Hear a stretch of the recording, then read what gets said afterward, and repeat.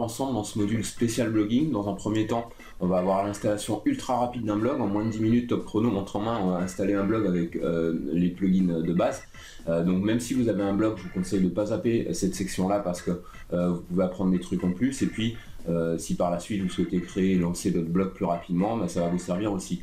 On va voir aussi la sécurisation de votre blog, ça concerne tout le monde, parce que si je vous disais le nombre d'attaques de pirates sur les blogs qu'il y a tous les jours sur internet, ça se chiffre par milliers, et donc on va voir comment blinder littéralement votre blog contre les attaques.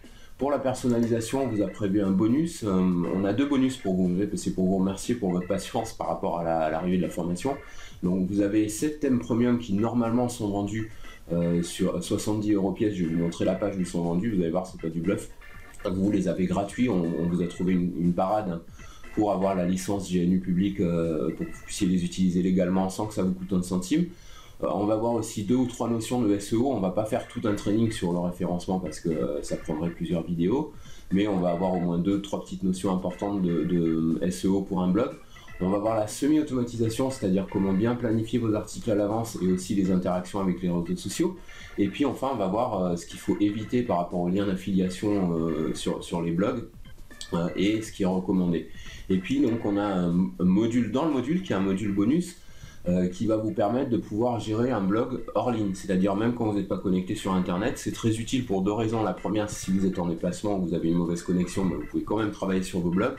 Et puis la deuxième, c'est que vous pouvez faire vos tests hors ligne avant de remettre en ligne votre version avec les nouveaux plugins par exemple, nouveaux thèmes, etc. sans que ça endommage votre blog pendant qu'il est en ligne. Donc c'est bien pour ne pas perdre en crédibilité. Et s'il y a des plantages, des bugs, des messages d'alerte, etc., bah, tout est en local. Et donc après, vous pouvez mettre en ligne une fois que c'est clean. Pour ça, on va installer un petit serveur virtuel rapidement. Ça va nous prendre quelques minutes seulement et ça va être simple.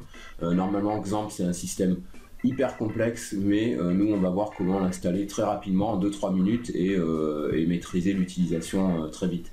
Après, on verra donc l'installation offline, comment créer un nouveau blog en mode hors ligne, ou alors cloner votre blog déjà existant, c'est-à-dire prendre votre blog qui est déjà en ligne, le cloner, le mettre en local. Après, vous travaillez dessus comme vous voulez. Et on le redéploie en ligne, donc on va voir comment le redéployer ensuite en ligne. Voilà, on va voir tout ça dans ce module, donc on va passer tout de suite à l'installation ultra rapide d'un blog. Alors juste pour donner un aperçu, ça c'est un de nos blogs qu'on a lancé il y a un petit peu plus d'1 an, donc on a une page, 113 articles et un peu plus de 100 000 commentaires, mais c'est en anglais, mais nous on va l'avoir en français, hein, on va avoir la version française. Et on va pas faire ce qu'on avait vu dans les premières formations, c'est-à-dire un blog zombie pour avoir des liens dans les vidéos ou pour faire une squeeze, une landing, etc. Ce qu'on va voir, c'est un vrai blog de contenu, donc il ne faut pas utiliser un sous-domaine, il faut utiliser un vrai domaine parce que pour référencer votre blog dans les moteurs, il vaut mieux avoir un domaine qu'un sous-domaine. Okay, donc le premier endroit où on va aller, c'est sur WordPress France. Donc vous avez le lien là dans le package sous la vidéo, vous avez tous les liens des différents sites où on va surfer, donc vous inquiétez pas, vous aurez un repère. Et donc là, vous allez télécharger la dernière version de WordPress France. Et une fois que vous l'avez sur votre disque dur, donc on va aller sur notre hébergeur dans le cPanel, on va chronométrer tout ça, on va chronométrer l'installation, on va lancer, top. Donc vous allez dans le cPanel, on va dans gestionnaire de fichiers, on n'utilise pas Fantastico surtout parce que c'est un logiciel d'installation rapide, mais pour la sécurité c'est vraiment pas ça, donc on va l'installer manuellement mais rapidement. Donc on va aller dans gestionnaire de fichiers, on sélectionne le domaine sur lequel on veut installer, on fait go. Et une fois dans le gestionnaire de fichiers, vous cliquez sur téléverser ici, hop, et vous choisissez le fichier, donc vous sélectionnez le WordPress que vous venez de télécharger, ici, donc on double-clique, et ça s'installe. Donc je vais mettre la pause en vidéo rapidement, le temps que ça s'installe, et je reprends juste après. Voilà, c'est installé, donc on peut fermer cette fenêtre, et là dans le gestionnaire de fichiers, donc ouvrez plusieurs onglets dans votre navigateur, hein, comme ça vous pouvez passer d'une page à l'autre plus facilement. Donc là on va recharger, et on va voir qu'effectivement on a WordPress ici qui est enregistré, donc on fait un clic droit et on fait extract, on extrait l'archive en fait, hein. Donc ça va extraire l'archive sur votre serveur à la racine donc du domaine, et on recharge pour voir que c'est bien installé. Donc c'est ici, vous double-cliquez dans le dossier WordPress donc pour ouvrir. Une fois que vous êtes dedans, vous faites tout sélectionner, clic droit et on fait copie. Et là, attention, faites bien attention, vous retirez WordPress. Ici, on supprime le mot WordPress. Toc, pour laisser juste le nom de domaine. Et donc, on fait copie. Donc, on copie les fichiers dans le domaine. Vous remontez d'un niveau vers le haut pour revenir au dossier du haut. Et là, vous pouvez supprimer le dossier WordPress qui est ici et l'archive qui est ici parce que maintenant, on n'en a plus besoin. Et donc, on va supprimer tout simplement. OK. Et maintenant, on va prendre l'URL d'installation. Donc, vous avez ça dans le fichier lien des tutos et des outils. Donc, vous faites copier. Donc, c'est l'URL d'installation, d'accord. Et on va mettre ici, on va coller dans le navigateur. Et vous remplacez donc votre domaine.com, vous remplacez évidemment par le domaine sur lequel vous installez. Hein. Donc ici, on va prendre celui-là. Hop, on va le coller dans le navigateur. Et ça va nous amener vers l'installation de WordPress, qui nous invite à créer un fichier de configuration. Donc on va cliquer dessus et on va créer une base de données rapidement. Donc pour ça, on retourne dans l'autre onglet, celui de ces panels. On va dans assistant de création de base de données. Donc on clique là-dessus. Et là, il faut donner un nom à votre base de données. Évitez de mettre le même nom pour votre site, comme ça pour des raisons de sécurité, c'est mieux. Donc par contre, il faudra bien copier-coller dans un coin. Donc moi je vais mettre ce mot-là, voilà, new site X par exemple au hasard. Et on met prochaine étape. Et là, il va nous inviter à choisir un utilisateur et un mot de passe, d'accord? Donc utilisateur, pour aller plus vite, alors il vous met automatiquement le nom de la dernière base de données créée, ok? Donc là on va mettre le même nom que pour la base de données dans l'utilisateur, comme ça va simplifier, toc. Et ici pour prendre un mot de passe, on va sur un site qui s'appelle passwordgenerator.net, vous avez le lien aussi dans les ressources, et donc on va choisir de préférence 15 caractères avec des symboles, ok, parce que c'est pour un mot de passe. Et donc là on fait generate, vous générez, vous faites copier, hop, vous retournez là dans la base de données, vous faites coller, confirmer, coller, et créer un utilisateur. Et là il va vous confirmer donc les données que vous venez juste de créer, d'accord? Donc là vous cochez tout privilège, et avant, très important, vous faites le copier-coller ici. Donc là on a oublié le X, bon donc il faut faire gaffe de mettre le même nom dans les deux, comme ça vous vous repérez. Mais en tout cas on fait donc base de données utilisateur, on fait copier, d'accord, donc vous faites bien copier. Vous prenez un fichier Notepad par exemple, et donc vous collez ici, et le password, voilà, donc mot de passe, hein. Vous faites un copier-coller surtout entre les guillemets, hein, parce que vous voyez qu'il y a les guillemets là, donc c'est entre les guillemets, copier, hop, on va le coller, et comme ça vous le gardez bien de côté parce qu'on va en avoir besoin par la suite quand on va faire l'installation locale, etc. Donc on garde bien ça, et une fois que c'est bien sauvé, vous faites prochaine étape ici, et votre base de données sera créée, tout simplement. Voilà, donc votre base de données a bien été ajoutée. Donc là maintenant on retourne sur la page WordPress de tout à l'heure et on clique sur c'est parti. Et là donc nom de la base de données, on prend les données qu'on vient juste de copier-coller ici, voilà, donc on va mettre le nom de la base de données qui est là, on va bien le copier, coller. Utilisateur, on a pris la même chose mais là il y avait le X en moins, donc voilà, on va mettre l'identifiant et on va coller le mot de passe qu'on a pris tout à l'heure ici, hop, pour qu'il se connecte à la base de données, hein. Ah, j'ai fait une inversion, je crois le X était là, donc choisissez bien le même nom, hein. Faites pas l'erreur que j'ai faite, la faute de frappe là, parce que sinon vous allez vous paumer après. Donc là on va mettre le mot de passe, toc, et adresse de la base de données on laisse localhost selon l'hébergeur, hein, mais en général c'est localhost. Et pour le préfixe d'étape, pour des raisons de sécurité, il vaut mieux enlever le VP qui a par défaut et mettre un nom aléatoire, par exemple celui-là, ok, et donc on va le coller quand même par sécurité pour pouvoir le retenir plus tard, d'accord, préfixe stable, voilà, et la base de données va se connecter avec WordPress, donc on fait envoyer. Ah il y a une erreur, ça permet de voir ce qui se passe quand il y a une erreur, donc on fait recommencer.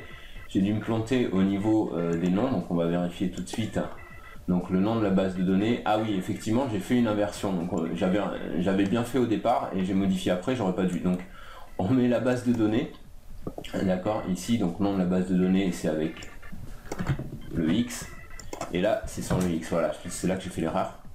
Donc on fait envoyer, et là, ça devrait passer. Voilà, c'est bon, c'est parfait, on a passé la première partie d'installation, et donc on fait lancer l'installation, vous cliquez,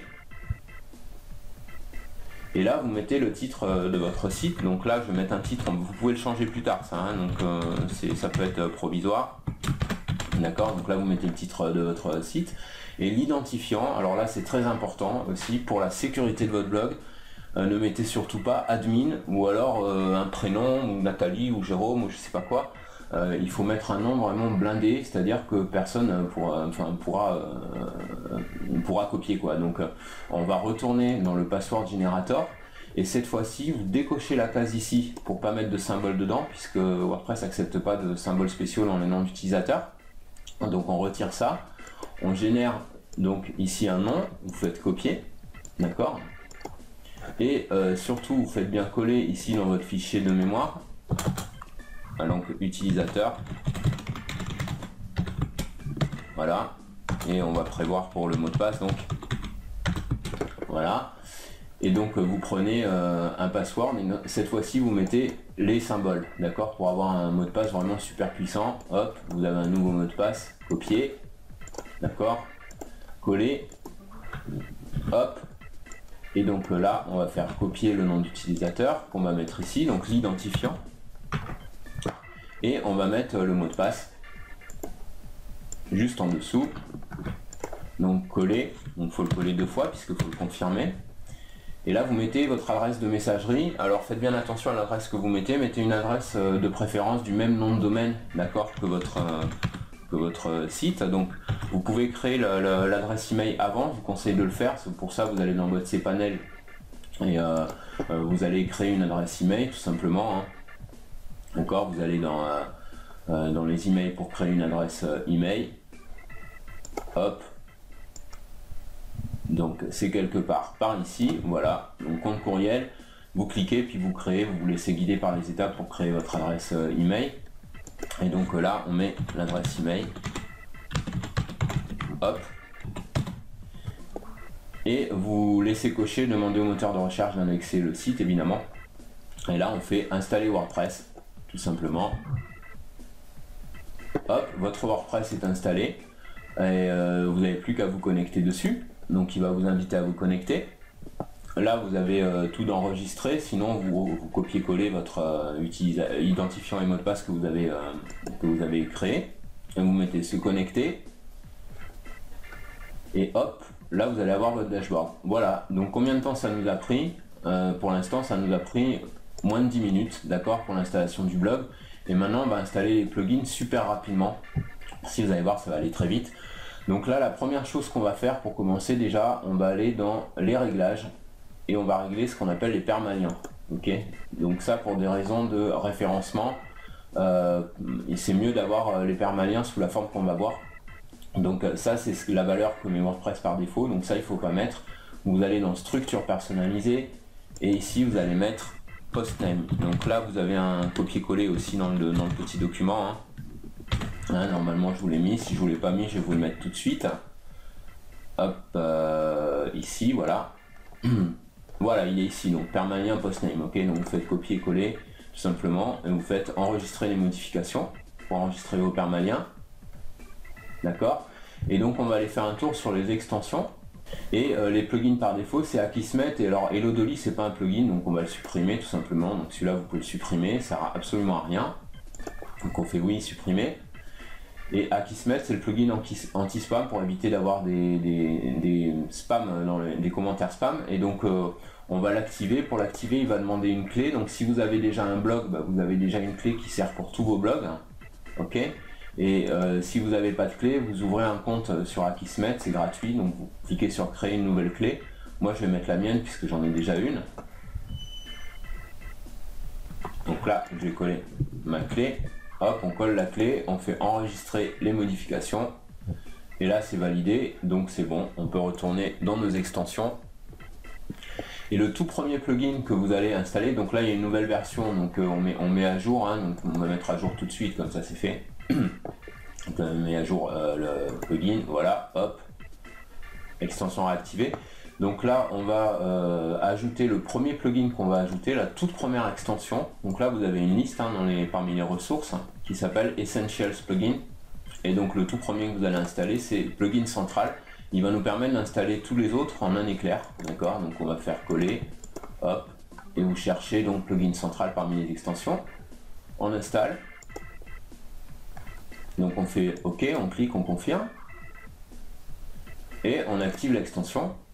Et vous allez avoir ici plugin central. Donc sous extension, vous avez plugin central. Donc on va cliquer dessus. Et là, vous avez la liste à mettre, donc vous faites un copier-coller de la liste que je vous ai mise ici, hop, excepté plugin central, puisque vous l'avez déjà. Hein. Donc vous faites copier, coller et installe. Donc il va vous montrer les progrès de l'installation. Donc c'est possible qu'il y en ait une ou deux extensions qui ne trouvent pas et qu'on va mettre manuellement, donc ça va être rapide aussi. Et donc là, comme c'est numéroté, ça va nous permettre de vérifier facilement, 1, 2, 3, etc. Donc de voir ce qu'il a trouvé. Et là, c'est marqué donc not found. Ok, donc ça veut dire qu'il ne l'a pas trouvé quand c'est marqué not found. Alors si vous voulez aller plus vite, hein, c'est simple, vous faites CTRL F et vous faites not found. Tout simplement. CTRL F dans votre navigateur, vous faites not found et ça vous permet de voir donc ceux qui n'ont pas été trouvés. Donc il y en a deux en fait. Alors c'est Bulletproof Security, donc ce qu'on fait, on fait copier, ok, on va le coller dans un coin comme ça, c'est plus simple, voilà, et donc le suivant c'était WordPress SEO, donc on va copier, hop, on va coller, voilà, et on va aller les chercher tout simplement. Donc pour ça on retourne dans extension, donc là il a installé toutes les autres hein. Donc on va aller dans extension, retourner, on va faire ajouter ici et on va mettre donc les plugins qui nous manquent. Donc Bulletproof Security, on va chercher parmi les extensions et il nous l'a trouvé, donc on va faire installer maintenant, confirmer et on active l'extension. Et là il va y avoir des messages d'alerte parce qu'il m'a montré les points de sécurité, mais vous inquiétez pas, faites pas attention à ça pour le moment, on va revenir là-dessus hein. Et donc on va installer WordPress SEO. Ça c'est pour vous aider à mieux référencer votre blog. Donc on va chercher WordPress SEO qu'on va installer rapidement. Hop, donc on l'a ici. Donc c'est bien WordPress SEO by Yoast. Donc installer maintenant. OK. Et on active l'extension. Et donc voilà, donc là on a les plugins. Alors après, si vous avez d'autres extensions que vous voulez mettre, c'est à vous de voir, hein, mais là déjà on va voir les extensions de base, celles que je vous recommande. Donc là, maintenant qu'on a toutes nos extensions, ce qu'on fait, on coche ici la case qui va sélectionner toutes les extensions, action groupée, activer et appliquer. Comme ça on les active toutes en même temps. Et là on est bien activé, ok, donc ça c'est des petits messages, des fois c'est des pubs, donc on ferme tout simplement, hein, sauf si vous voulez faire une visibilité des plugins après. Mais là on va avoir une vue d'ensemble hein, bien sûr des plugins, donc je vais vous dire rapidement à quoi ça sert. Il y a certains plugins, certaines extensions qui sont en anglais, mais c'est pas très grave parce que la plupart elles tournent en automatique, vous n'allez même pas à vous en préoccuper. Et pour celles qui nécessitent des réglages, on va les voir ensemble ici, hein, donc ne vous inquiétez pas. Donc ici le premier, donc Advanced Automatic Update, on clique dessus, ça va vous permettre de mettre à jour automatiquement WordPress quand il y a les versions de sécurité notamment. Ici vous avez plusieurs options. Vous avez des options pour mettre à jour automatiquement vos plugins et vos thèmes, ce que je vous déconseille fortement de faire parce que si jamais il y a une extension qui vient en conflit avec une autre extension, ben vous allez avoir des bugs sur votre site pendant que vous n'êtes pas là pour le surveiller. Donc il vaut mieux les mettre à jour manuellement quand vous avez des invites de mise à jour et tester ce qui se passe après les mises à jour. Donc ici on va laisser cocher par défaut, hein, c'est les versions mineures et de sécurité, donc ça on va laisser. Et puis là aussi on va laisser et on fait Save Changes, donc vous allez dedans, vous cliquez sur Save Changes tout simplement et donc c'est sauvé. Donc là on retourne dans les extensions, donc on a déjà vu la première. Affiliate Link Locking, vous connaissez, on l'avait vu dans une des premières vidéos, c'est pour créer vos liens affiliés, ok, c'est très simple. Akismet, c'est l'anti-spam, on l'a activé.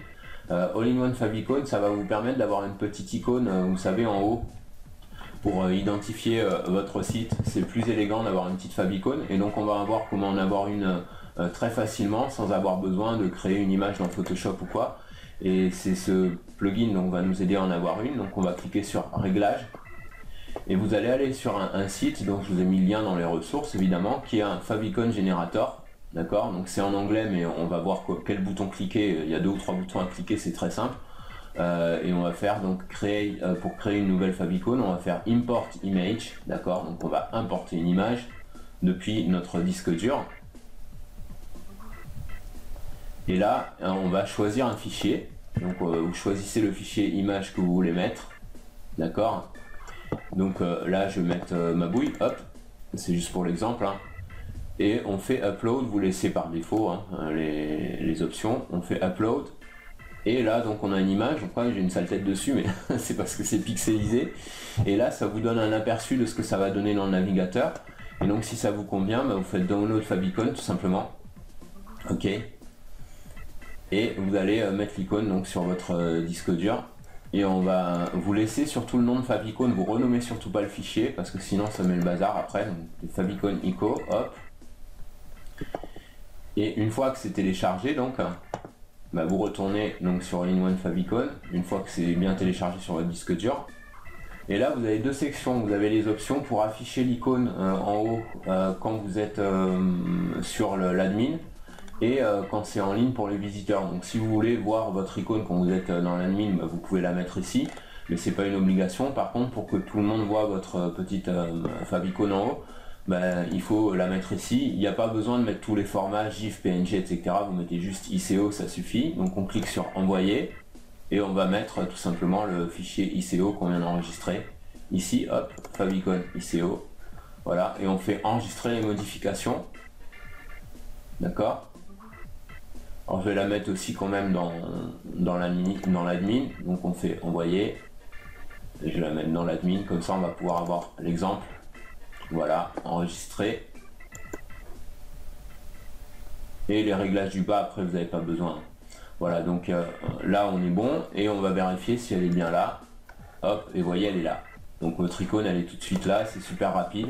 Donc on a vu cette extension là, après on passe à l'extension suivante. Donc c'est Bulletproof Security, ça on va le voir en dernier parce que c'est la sécurité, mais il vaut mieux le paramétrer après avoir paramétré tous les autres parce qu'il va vous créer un fichier sur le serveur, donc c'est mieux de le faire donc, en dernier. CMS Page Order, il n'y a rien à régler, c'est tout simplement pour pouvoir changer l'ordre des pages facilement. Si vous allez par exemple dans vos pages ou dans vos articles, hein, bah, vous allez pouvoir facilement changer l'ordre des pages. Bon là il n'y en a qu'une, hein, donc on va pas pouvoir avoir l'exemple, mais quand vous avez plusieurs pages, vous changez l'ordre des pages facilement en faisant des glisser-déposer tout simplement. Donc c'est un plugin qui est très utile et il n'y a pas de réglage spécifique à envisager. Donc après vous avez CSS+, pour ceux et celles d'entre vous qui sont un peu geeks sur les bords et qui veulent changer le design dans un article ou sur une page en utilisant ce qu'on appelle les codes CSS. Bah, vous allez pouvoir le faire dans WordPress parce que normalement quand on met des codes CSS directement dans un article ou une page WordPress, ça met le bazar sur la page, et là vous avez un module donc pour pouvoir utiliser du code CSS. Ok, donc c'est un module pour CSS. Après vous avez Duplicate Post, ça c'est bien pratique si vous voulez quand vous faites des articles et que vous voulez un standard dans vos articles, que vous voulez le même genre d'introduction, etc. Et ben vous allez pouvoir tout simplement dupliquer, et ça va vous ajouter une option, parce que là les options de base que vous avez c'est modifier, mettre à la corbeille, afficher, etc. Et là vous avez une option en plus qui s'appelle dupliquer, et donc quand vous allez cliquer dessus, il va vous faire une copie automatiquement de l'autre post, d'accord, donc en brouillon bien sûr, et qui sera la copie. Et donc là vous pourrez faire vos modifications et faire un nouveau post. Il ne faudra pas oublier de changer le titre et de changer la petite extension à la fin de l'URL. Comme vous savez, quand vous faites un article dans WordPress, ici là, d'accord, donc il ne faudra pas oublier de changer aussi ça quand vous faites votre nouvel article. Et donc ça vous permet de faire d'autres articles plus rapidement. si vous avez un standard de base pour vos articles. Donc c'est pratique pour dupliquer, pour cloner en fait les pages et les articles. Alors ensuite, EasyTheme and Plugin Upgrade, c'est pareil, il n'y a aucun paramétrage à prévoir. Ça, c'est quand vous installez des extensions, par exemple que vous achetez une extension premium ou un plugin premium, souvent les auteurs, alors les marketeurs ou les entreprises qui vendent un plugin, ils vous mettent pas toujours une alerte dans votre dashboard pour vous dire qu'il y a une mise à jour à faire. Et donc si vous faites la mise à jour manuellement, pour éviter d'avoir à désactiver votre plugin, le supprimer, le réinstaller la nouvelle version, etc. Avec Plugin Upgrade, vous avez la possibilité de gagner du temps. Donc on va voir un exemple avec un thème par exemple. Donc si vous mettez à jour un thème, donc on va aller dans les thèmes, hop, et vous allez voir comment l'option elle apparaît. Donc si je mets ajouter un thème ici, et que donc je mets un thème exemple, voilà, donc je vais choisir un fichier. Ici vous avez une option qui apparaît, d'accord, et il faut mettre yes toujours, parce que comme ça vous permet d'upgrader, enfin de passer directement à la nouvelle version du thème. Et donc là vous choisissez votre fichier de thème par exemple, ok, donc ici j'ai pris celui-là en exemple, ça c'est un des thèmes premium qu'on vous a mis en bonus, et vous faites installer maintenant après avoir mis yes, ok. Donc ça c'est une option qui est très pratique aussi pour pouvoir faire les mises à jour de thèmes et d'extensions sans mettre le bazar. Donc HTML Editor, ça va vous permettre de mettre de la couleur dans le HTML pour ceux et celles d'entre vous qui aiment bien modifier le HTML dans les articles. C'est absolument pas obligatoire, parce que si vous voulez faire vos articles en mode continuer à faire vos articles en mode texte, enfin en mode normal, vous pouvez, mais si vous voulez faire du HTML, là on va voir un exemple tout simplement. Donc je vais par exemple sur modifier, je vais modifier l'article. Vous savez que vous avez deux versions. Vous avez la version visuelle, voilà, c'est ça que je cherchais le mot, et la version texte, d'accord. Donc la version texte c'est le code, et la version visuelle c'est donc la version visuelle, tout simplement. Et donc ici, quand vous allez avoir la version HTML, vous aurez des couleurs, parce que par défaut dans WordPress il n'y a pas des couleurs, alors que là vous allez avoir des couleurs. Si par exemple ici, je sais pas, on met un format titre 1, d'accord, donc quand on va dans la version texte, on voit les balises H1, vous voyez, elles sont vertes, alors que d'habitude elles sont noires, et donc on ne peut pas reconnaître par rapport au codage. Donc ce plugin il va vous servir à ça. Donc là il m'invite si jamais je veux enregistrer, mais on ne va pas enregistrer, hop. Donc on retourne dans nos plugins, dans nos extensions. Le plugin central, on a vu ce que c'était. Quick Cache, donc c'est ce qui va vous permettre de charger plus vite vos pages. Donc ça permet d'avoir un cache dans ce qu'on appelle le cache, c'est ce qui va permettre de charger plus rapidement votre contenu, donc ça permet de gagner en vitesse. Social Share Boost, c'est ce qui va vous permettre de mettre un bouton de partage sur Facebook, sur Twitter, etc. Et donc là, dans les paramètres, on va voir ça tout de suite. Alors vous pouvez choisir si vous le montrez dans les pages ou seulement dans les articles, ou dans les résumés d'articles, etc. Si vous voulez mettre un widget, donc vous savez les widgets qui permettent de faire des menus dans la colonne. Et si vous voulez ce qu'on appelle un shortcode, alors ce qui est très pratique avec le shortcode, c'est que ça va vous permettre de mettre un code comme ça par exemple, hop, SS Boost, et ça va vous permettre de mettre n'importe où dans un article ou sur une page votre bouton social. Ok, et donc là vous choisissez les boutons que vous voulez mettre. Si vous voulez Twitter, Google+, si vous voulez Pinterest, vous pouvez ajouter Pinterest. Si vous voulez retirer LinkedIn, vous pouvez. Et donc là ça vous permet de paramétrer vos boutons et d'afficher les boutons de votre choix. Là, les CSS c'est pour les nerds, les geeks qui veulent changer des paramètres de design, mais c'est pas obligatoire, vous n'avez pas besoin de ça. Ce qui est essentiel, c'est ces fonctions là. Alors après, si vous voulez avoir des fonctions plus avancées ou en savoir un peu plus, ce que je vous invite à faire, c'est que vous tapez, vous copiez-coller Social Share Boost dans Google et vous mettez tutoriel ou vidéo ou explication ou quelque chose, et vous trouvez un petit tutoriel qui va vous dire exactement comment ça marche. Mais c'est vraiment super simple. Maintenant, si vous voulez continuer à utiliser votre bouton de partage réseaux sociaux préféré, faites-le. Hein. Là, c'est juste une suggestion. Moi, je trouve celui-là est vraiment bien parce qu'il permet de mettre n'importe où dans l'article un bouton de partage. Donc après, Ultimate TinyMCE, ça va vous permettre de mettre des fonctions en plus dans les articles. parce que vous savez quand vous faites quand vous créez une nouvelle page ou un article, donc on va retourner sur les articles,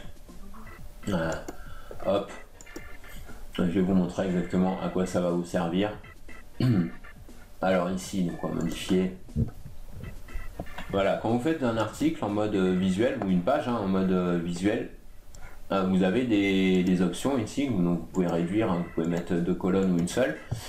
Et donc TinyMCE, ça va vous permettre d'avoir des options en plus qui sont bien pratiques. Par exemple ici vous voyez il n'y a aucun moyen de choisir la taille des caractères et le type de caractère qu'on veut, alors qu'avec ce plugin là justement vous allez pouvoir le faire. Donc ici vous pouvez choisir les options que vous allez ajouter, tout simplement, vous cochez les cases dont vous avez besoin. Donc nous en général ce qu'on fait, on prend ça, la police de caractère, la taille de la police de caractère, et les petits boutons de couper, copier-coller, etc. Voilà, donc on prend ces boutons là, et après vous pouvez choisir, si vous mettez d'autres options, vous aurez le temps de regarder tranquillement toutes les options que vous avez, il y en a plein, hein, donc vous pouvez personnaliser vraiment votre tableau de bord d'article. Donc là je fais update, donc pour mettre à jour, et on va voir la différence sur la mise en place d'un article. Ok, donc là je réactualise, et vous allez voir les menus ici vont changer. Voilà, ici on a la famille des polices, d'accord, donc Verdana, Arial, Bucontica, etc. et la taille de la police, donc ça nous permet de vraiment pouvoir régler la taille de la police de caractère et le type de police de caractère.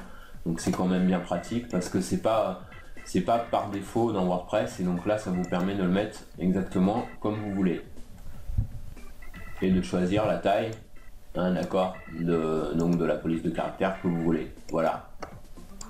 Alors le plugin suivant, c'est pareil, c'est donc Use Google Library. Il n'y a aucune action qui est requise de votre part, c'est pour le chargement plus rapide de vos pages, parce que les codes, les bibliothèques de JavaScript, vous n'avez même pas besoin de savoir ce que c'est, hein, c'est très technique, qui sont livrées par WordPress par défaut, sont lourdes, elles ralentissent le chargement des pages, et donc là ça vous permet tout simplement d'utiliser les librairies JavaScript de Google qui sont plus rapides, ce qui est important parce que le chargement de vos pages c'est aussi un critère par rapport au référencement de votre site ou de votre blog, hein. Ensuite vous avez WordPress SEO, donc ça c'est pour c'est le module de référencement, donc on va aller jeter un bref coup d'œil sur les réglages. Voilà, et donc là vous avez une visite guidée, ok, donc il vous suffira de suivre la visite guidée pour voir le plugin. On va pas voir tout le plugin ici, on va juste voir tout à l'heure un exemple ou deux de ce que ça fait quand on fait un article, d'accord. Et donc ce plugin là il est vraiment simple.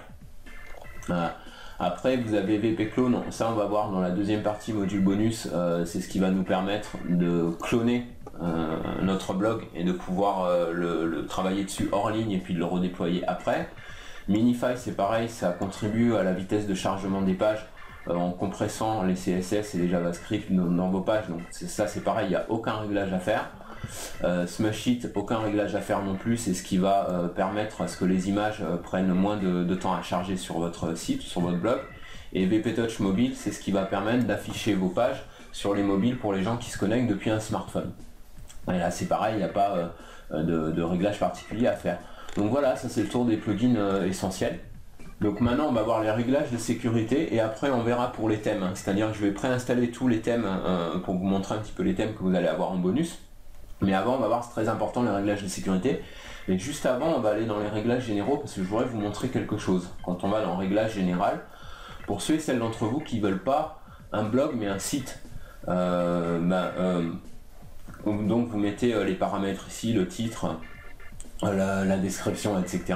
Et après, quand vous allez dans lecture ici, si vous voulez afficher un site, vous avez le choix entre afficher les derniers articles, donc ça c'est le mode blogging, ou une page statique, d'accord. Et à ce moment là il faudra que vous ayez créé une page d'accueil, donc là c'est la page d'exemple évidemment, et la page d'article, donc vous pouvez laisser la même chose puisque ce ne sera pas un blog avec des articles mais un site à ce moment là. Donc là si vous voulez donc en mode site web et pas en mode blog, c'est-à-dire vous voulez pas que quand on ouvre la page on voit toute une série d'articles, vous avez l'option page statique, d'accord, ou donc les derniers articles, ça c'est en mode blogging. Voilà, donc c'était juste une petite parenthèse.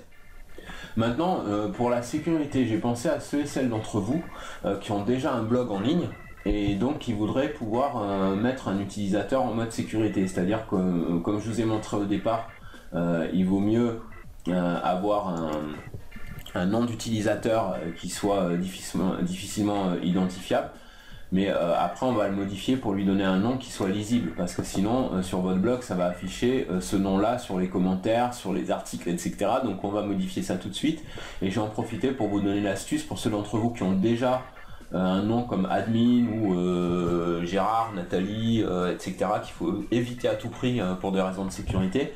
Mais je vais vous montrer comment vous allez pouvoir changer ça juste après. Pour le moment on va voir comment modifier ici, ou si vous voulez on peut voir tout de suite comment on va faire. En fait on va ajouter un utilisateur. Donc ce que vous faites, c'est si vous avez déjà un blog avec votre nom d'utilisateur et que vous voulez le changer, vous faites ajouter. Pourquoi? Tout simplement parce que quand vous êtes dans votre profil d'utilisateur, comme on va le voir, ici les identifiants ne peuvent pas être modifiés. Donc si votre identifiant est déjà admin, vous ne pouvez pas le changer, mais là on a une astuce pour contourner ça. Donc on va créer un nouvel utilisateur, vous ajoutez un nouvel utilisateur, ok, et donc ici vous mettez un identifiant. Donc là on va en générer un autre, c'est juste pour l'exemple. Donc on enlève les caractères spéciaux surtout, hop, on génère, copier, coller, et donc là on va faire nouveau profil, pardon, voilà, nouveau profil, je me suis trompé de page. Donc identifiant, d'accord. Donc email, on va mettre un autre email parce que sinon il va nous faire un doublon en disant que l'email existe déjà. Donc là vous pouvez mettre par exemple un email Gmail. Donc là je vais mettre mon Gmail par exemple, hein, c'est juste pour l'exemple. Ou alors bon, comme c'est juste un exemple, on va mettre voilà, admin@votresite.com tout simplement, puisque c'est juste pour la démonstration. Donc là vous n'êtes pas obligé de remplir les autres champs, vous pouvez le faire, hein, mais c'est pas obligatoire.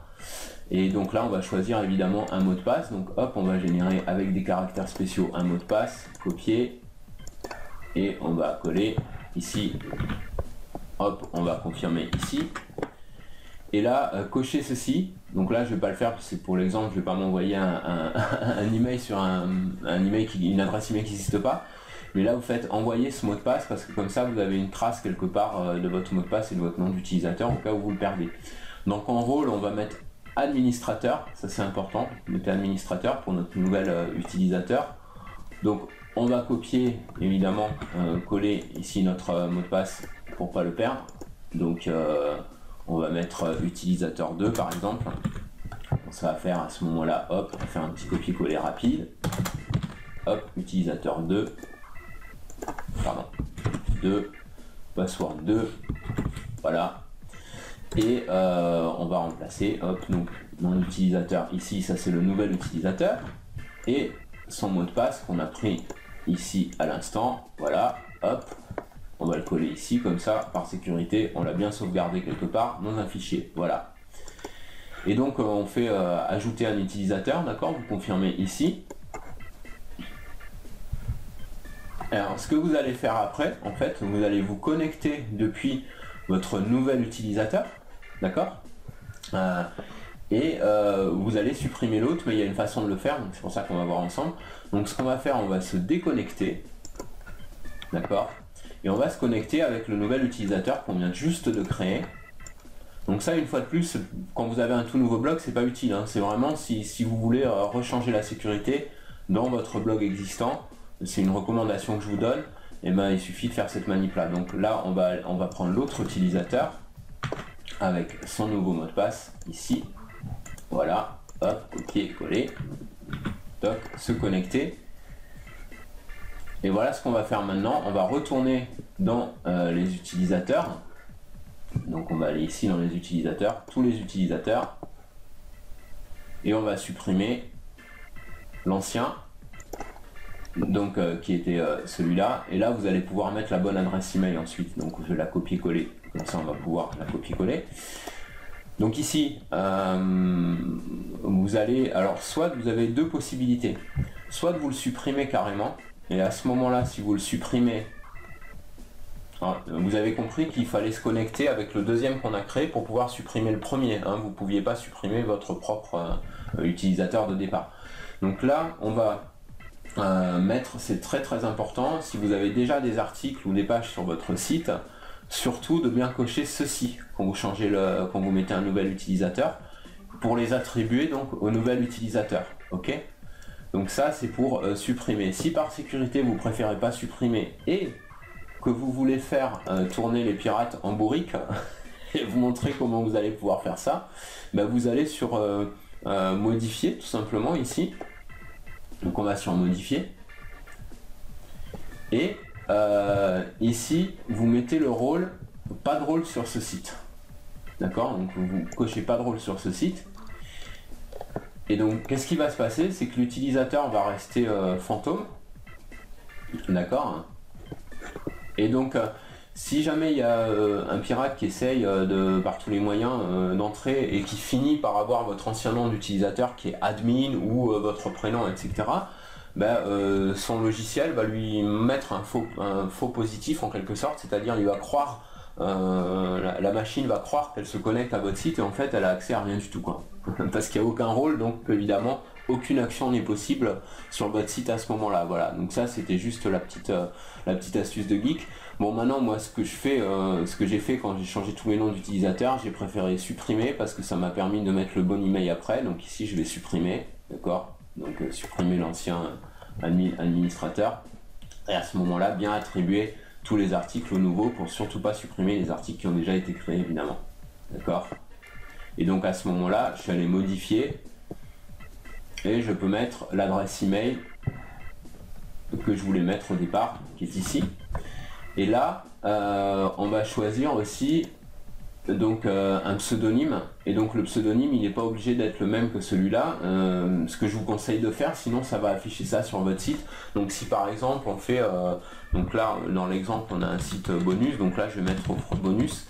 La petite astuce que je vous donne aussi, c'est mettez votre mot-clé principal de préférence en nom d'utilisateur. C'est-à-dire si par exemple c'est un site recette cuisine, mais ici vous pouvez mettre recette cuisine en nom d'utilisateur. Et comme ça c'est votre mot-clé qui s'affiche quand un article est publié. Ça fait toujours le mot-clé une petite fois en plus dans les paramètres du blog, donc ça mange pas de pain. Mais vous pouvez mettre si vous préférez votre prénom ou tout ce que vous voulez, hein.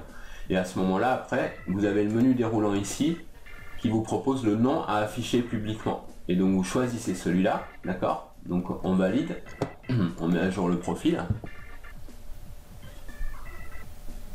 Et là, vous voyez que l'affichage a changé.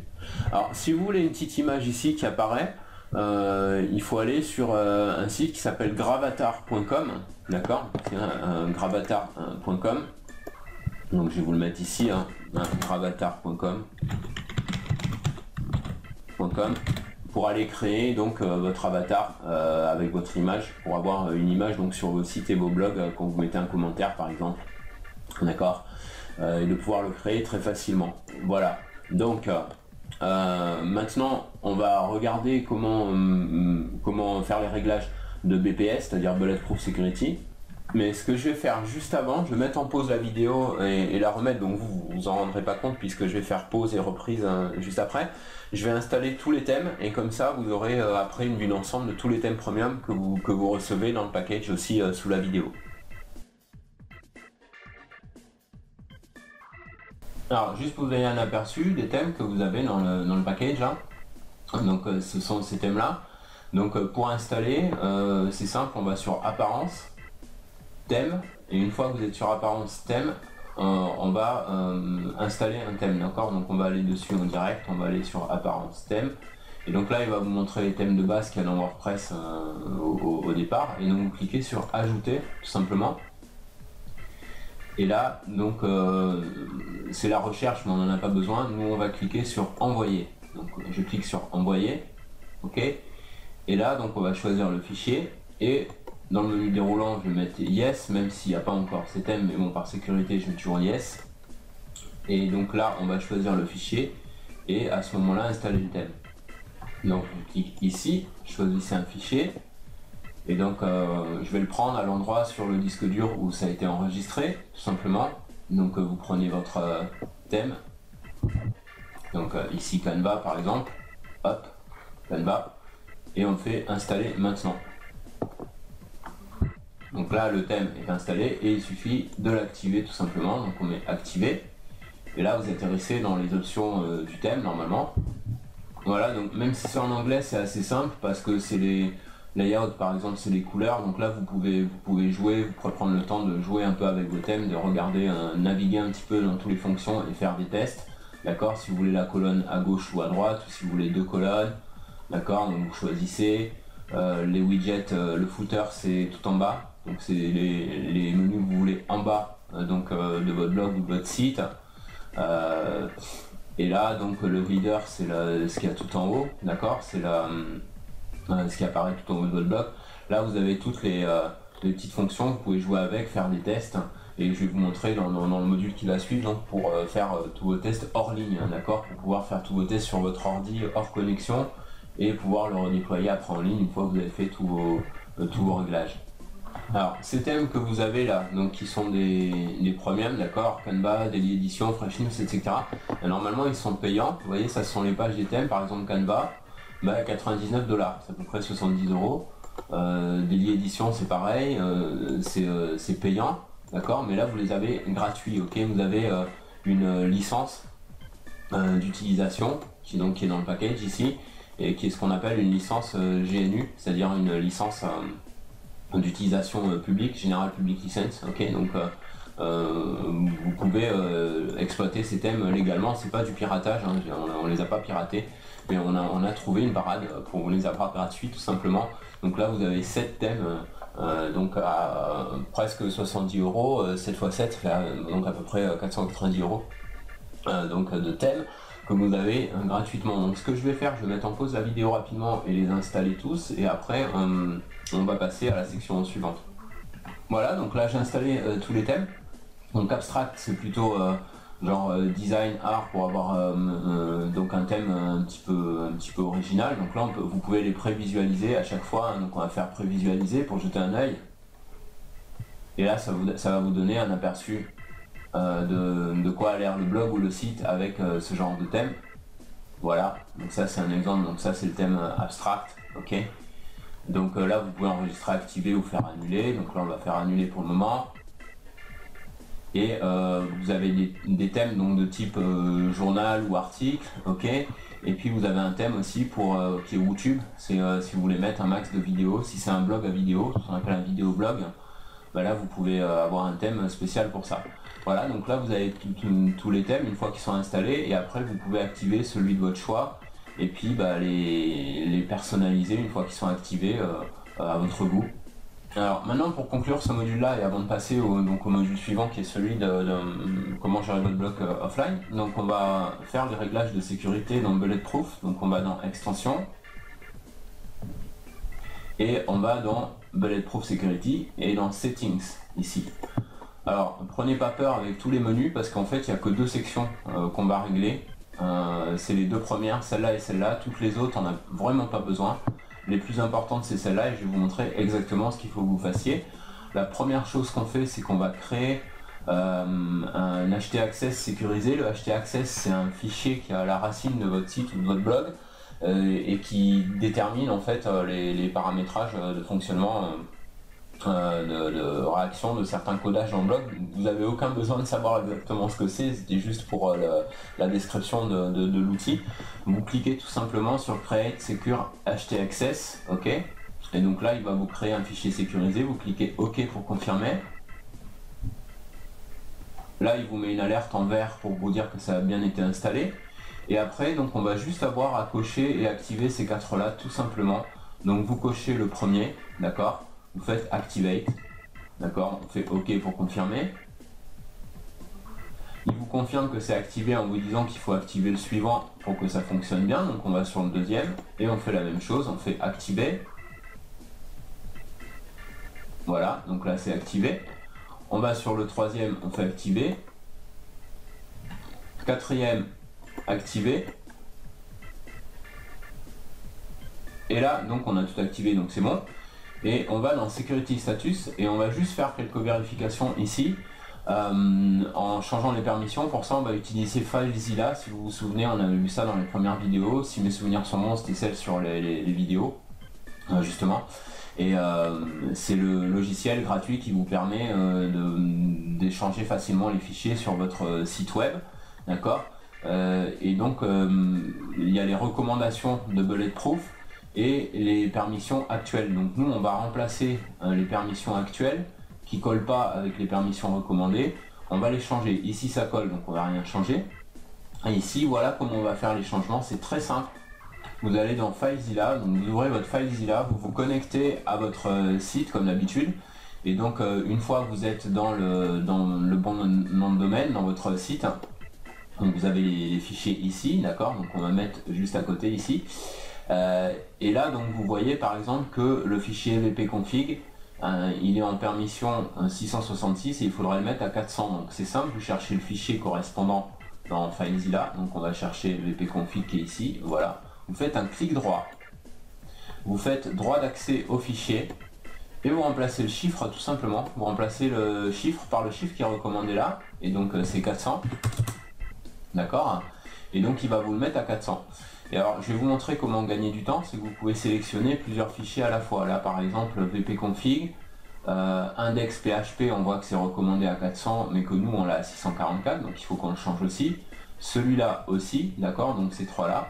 Et alors celui-là, faites très attention, le root folder, surtout touchez pas à celui-là. Même si BPS vous recommande de le changer, ne touchez surtout pas à ça parce que ça va mettre un bazar pas possible sur le site. Donc le root folder, c'est la racine en fait, hein, c'est le global, vous touchez surtout à rien.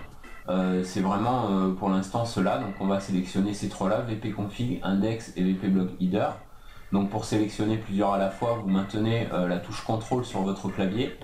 Et vous allez cliquer donc sur index et sur donc vpblogheader qui est quelque part par ici, voilà, juste là, d'accord. Et là vous faites clic droit et droit d'accès au fichier, d'accord. Et là on les sélectionne tous à la fois. Pourquoi? Parce que c'est les mêmes qui sont recommandés, hein, d'accord. Donc c'est les mêmes qui sont recommandés, c'est 400, donc on fait 400 tout simplement. Vous faites OK. D'accord, et donc là il vous les change, c'est bon.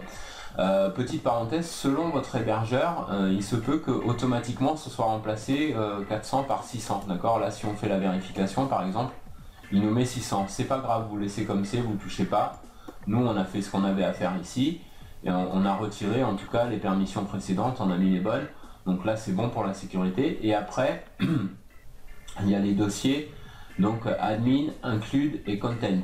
Ok, donc admin, include et content qui sont actuellement à 755 chez nous et il faut qu'on les mette en recommandé à 705. Donc qu'est-ce qu'on fait? On va les sélectionner tous les trois, ils sont tout en haut, tous les trois, ce sont ces trois là, d'accord. Donc on les sélectionne ensemble avec CTRL et donc cliquer, clic droit, et là donc on va remplacer comme c'est recommandé 755, on le remplace par 705 tout simplement et on fait OK. Et là en règle générale c'est déjà les bons paramètres, d'accord, donc 755, 755, donc c'est bon, on n'a plus à toucher. Donc là c'est terminé, pour la sécurité c'est terminé, on n'a plus qu'à rafraîchir et on va vérifier donc que les permissions ont bien été changées comme on voulait, d'accord. Donc quand on rafraîchit ça ramène sur le premier onglet, donc on va aller sur le deuxième et là on est OK, donc c'est 400 et 600, mais je vous ai expliqué pourquoi ça mettait 600 à la place de 400, mais en tout cas ça a remplacé le chiffre de tout à l'heure, donc c'est bon. Ici ça colle, 705, 705, le root folder on n'y touche pas, d'accord. Et donc tous nos fichiers sont bien mis à jour, bien sécurisés.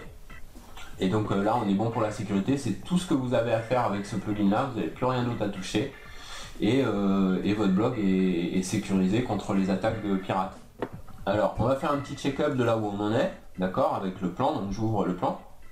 Alors, on a vu l'installation ultra rapide, on a eu la vue d'ensemble des plugins de base, la sécurisation, la personnalisation avec les thèmes, et maintenant on va voir quelques petites notions de SEO, l'automatisation et l'interaction avec les réseaux sociaux en automatique, et les recommandations par rapport à l'affiliation sur un blog, d'accord. Et juste après on passera donc au module suivant qui est le module offline. Ok, donc on va aller tout de suite regarder, on va ajouter un nouvel article tout simplement pour voir un exemple, d'accord. Donc on ajoute un nouvel article là, sur le blog et on va regarder comment WordPress SEO interagit avec avec le module d'article. Donc vous l'avez ici et vous allez voir les différents points qui vont changer au fur et à mesure de l'article. Donc j'ai pris un article tout près déjà, je vais copier-coller, d'accord. Donc je vais saisir le titre là, c'est un exemple d'article, voilà, le mot-clé principal.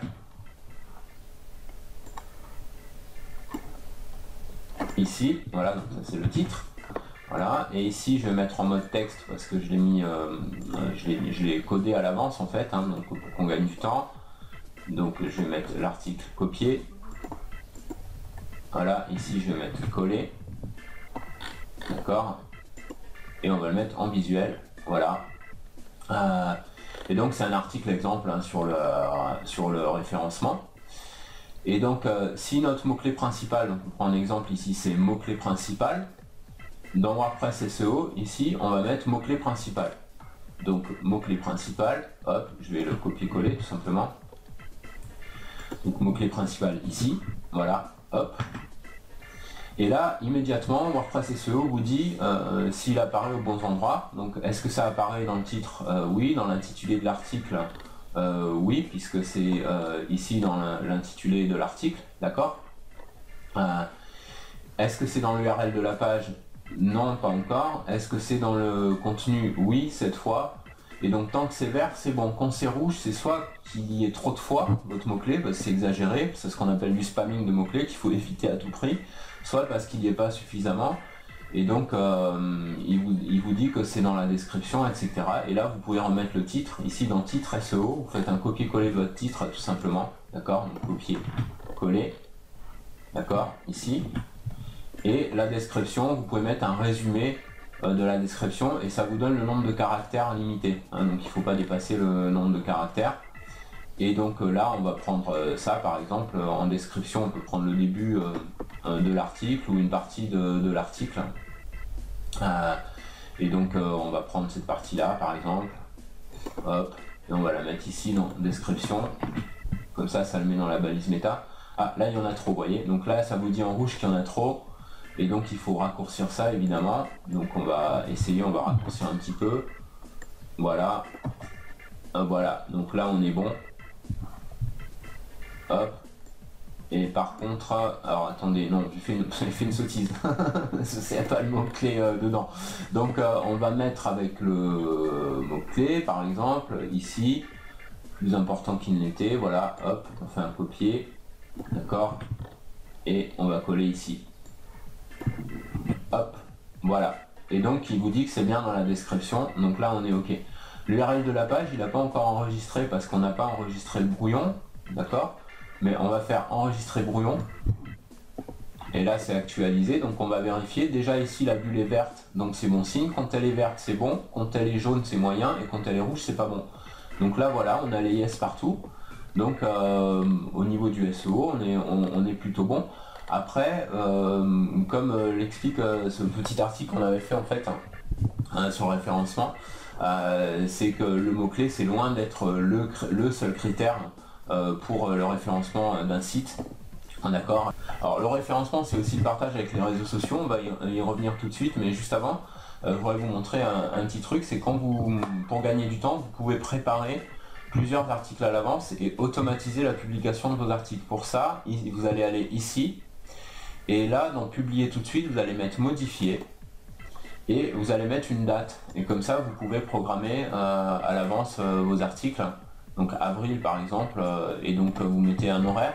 Et ce que je vous conseille, pour que ça fasse le plus naturel possible par rapport au moteur, c'est de mettre un horaire aléatoire, comme par exemple 9h13, ou voilà, où vous pouvez mettre 6h17, etc. Donc ça soit vraiment aléatoire, que ça fasse naturel par rapport au SEO, quoi. D'accord. Donc pour planifier vos articles. Et donc ça c'est une façon de semi-automatiser en quelque sorte la publication de vos articles et de gagner beaucoup de temps. Maintenant, pour automatiser les partages avec les réseaux sociaux, ce que je vous recommande de faire, c'est d'utiliser un outil qui s'appelle ifttt.com. Alors ifttt.com c'est un système donc, qui est anglophone mais super simple, vous n'avez même pas besoin de parler un mot d'anglais parce qu'en plus on vous a préparé un doc qui est déjà tout. Et c'est un document tutoriel en fait que j'avais fait avec la plume autonome. et où vous pouvez avoir les combinaisons directement, d'accord. Et donc là vous allez avoir une explication de la façon dont ça fonctionne. Il y a donc une table des matières cliquables. Ça vous explique exactement comment activer ce qu'on appelle les channels, ok. Et donc une fois que c'est activé, après vous avez des combinaisons, ce qu'on appelle les recettes. Et ce qu'on appelle des recettes, c'est si par exemple, quand vous publiez un article dans votre blog, vous voulez que ça s'affiche sur le mur Facebook de votre profil Facebook, ou si vous voulez que ça s'affiche sur une page et une autre recette, donc pour une page professionnelle Facebook, bah, il vous suffit juste en fait de cliquer ici et vous atterrissez sur la recette correspondante. Donc on va faire le test, d'accord. Voilà, donc là j'ai mis ça sur un compte exemple, hein, sur ça c'est un compte d'un de mes blogs de niche américain, mais enfin bon, c'est juste pour la démonstration. Et donc là ça vous invitera à activer, et donc le document ici vous explique exactement comment activer, d'accord, vos channels. Donc vous aurez toutes les explications nécessaires, vous n'avez aucun souci à vous faire pour ça. Et si vous avez le moindre souci, vous m'envoyez un petit mail ou sur Skype et je vous répondrai comment faire. C'est vraiment très très simple. Il faut ouvrir un compte gratuit, donc c'est totalement gratuit hein, dans IFTTT, pardon. Et quand vous voulez par exemple créer une recette, bah, si vous faites, c'est tout bête en fait, hein. Donc on clique sur bis, on choisit donc par exemple WordPress. Après, on va choisir quelle est l'interaction suivante. Donc, s'il y a un nouvel article, hop, any new post, donc nouvel article, créé, ok. Et ben à ce moment-là, on fait VAT, et à ce moment-là, on fait par exemple Twitter. Donc, c'est-à-dire quand vous avez un article, bah, immédiatement il sort sur Twitter. Et donc après, c'est tout est automatisé, vous n'avez plus rien à toucher, et c'est publié automatiquement. Donc, c'est vraiment génial. C'est une façon d'automatiser les interactions avec les réseaux sociaux.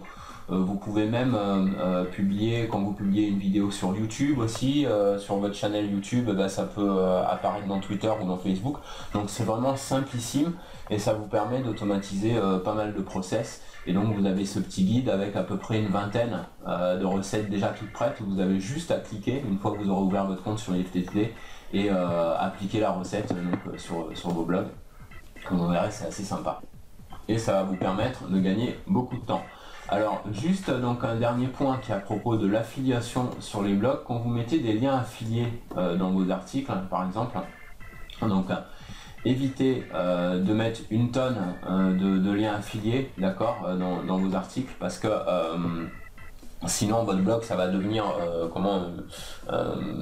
ça va faire fuir les visiteurs.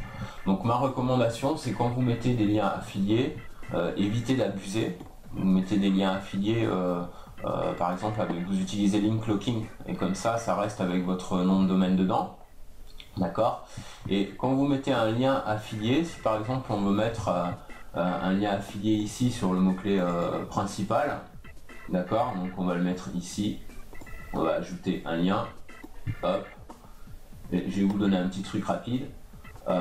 Quand vous mettez votre lien ici, donc là je vais mettre lienaffilié.com, d'accord, c'est vous mettez votre lien de affiliate link clocking, un lien affilié, d'accord, et ici vous mettez un titre par exemple, donc offre bonus ou le mot-clé, de préférence le mot-clé, vous mettez votre mot-clé principal ici par exemple, c'est mieux, et vous avez comme ça le mot-clé dans les liens et vous faites ouvrir le lien dans une nouvelle fenêtre parce que comme ça les visiteurs quittent pas votre blog, ok.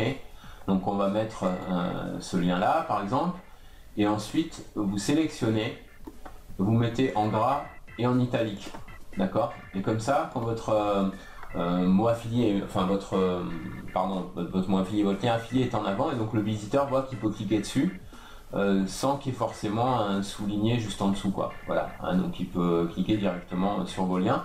Et dans un article, il faut éviter vraiment d'en mettre une tonne, quoi, de liens affiliés. Si vous en mettez voilà, 2 ou 3, c'est maximum. Et alors une autre petite astuce que je vais vous donner, c'est n'hésitez pas dans vos articles à mettre un lien vers des sites, ce qu'on appelle des gros sites, donc par exemple Wikipédia, d'accord. Donc si par exemple, on prend l'exemple de Google, donc vous cherchez Google dans Wikipédia par exemple, Et donc une fois que vous avez le lien vers la définition Wikipédia, vous ajoutez votre lien ici et vous faites comme avec votre lien affilié, c'est-à-dire ouvrir le lien dans un nouvel onglet, mettre un petit titre ici en mettant Wikipédia et donc le mot pour lequel vous voulez donner une définition. Donc là je mets Google, si je mets n'importe quoi évidemment, vous pouvez mettre si vous voulez donner la définition d'un mot pour que les usagers puissent aller la chercher, d'accord. Et vous mettez votre lien. Alors là il ne veut pas le valider, j'ai l'impression, parce que c'est parce que j'ai pas mis correctement en lien Wikipédia.com. Voilà, donc là normalement il devrait fonctionner. Toc, voilà. Et donc comme ça, vous avez sur votre blog pas seulement des liens vers des offres, etc., mais vous avez aussi des définitions, et c'est bon pour le référencement d'avoir des liens vers des gros sites comme YouTube, Wikipédia, Amazon, etc. Alors on va cliquer sur aperçu pour donc avoir un aperçu de l'article. Ça nous permettra aussi de voir un petit peu la tête du blog. Voilà, donc là j'ai mis Fresh News comme thème. Et donc là voilà, donc on a l'article, on a l'aperçu, et puis là pour changer vos menus, c'est très simple, vous allez dans apparence widget, d'accord, et c'est là que vous allez pouvoir changer les menus qu'il y a dans vos colonnes, tout simplement. Donc ça, pour plus de détails sur les menus, les widgets, etc., n'hésitez pas à aller chercher des petits tutoriaux sur le web, il y en a plein, c'est vraiment ce qu'il y a de plus simple. Donc là, si on veut retirer par exemple les méta, hop, on va retirer les archives, puisqu'il n'y a pas d'archives encore. Et donc là, ça va modifier en conséquence en direct, d'accord. Donc votre menu là va être modifié en direct au fur et à mesure. Et là, c'est pour la droite. Là, pour footer, ça veut dire c'est pour en bas. Donc si vous voulez mettre en bas les catégories, donc vous mettez en bas les catégories. Voilà, tout ça vous arrangez comme vous voulez. Hein, et c'est assez simple à paramétrer en fait. Hein. Voilà.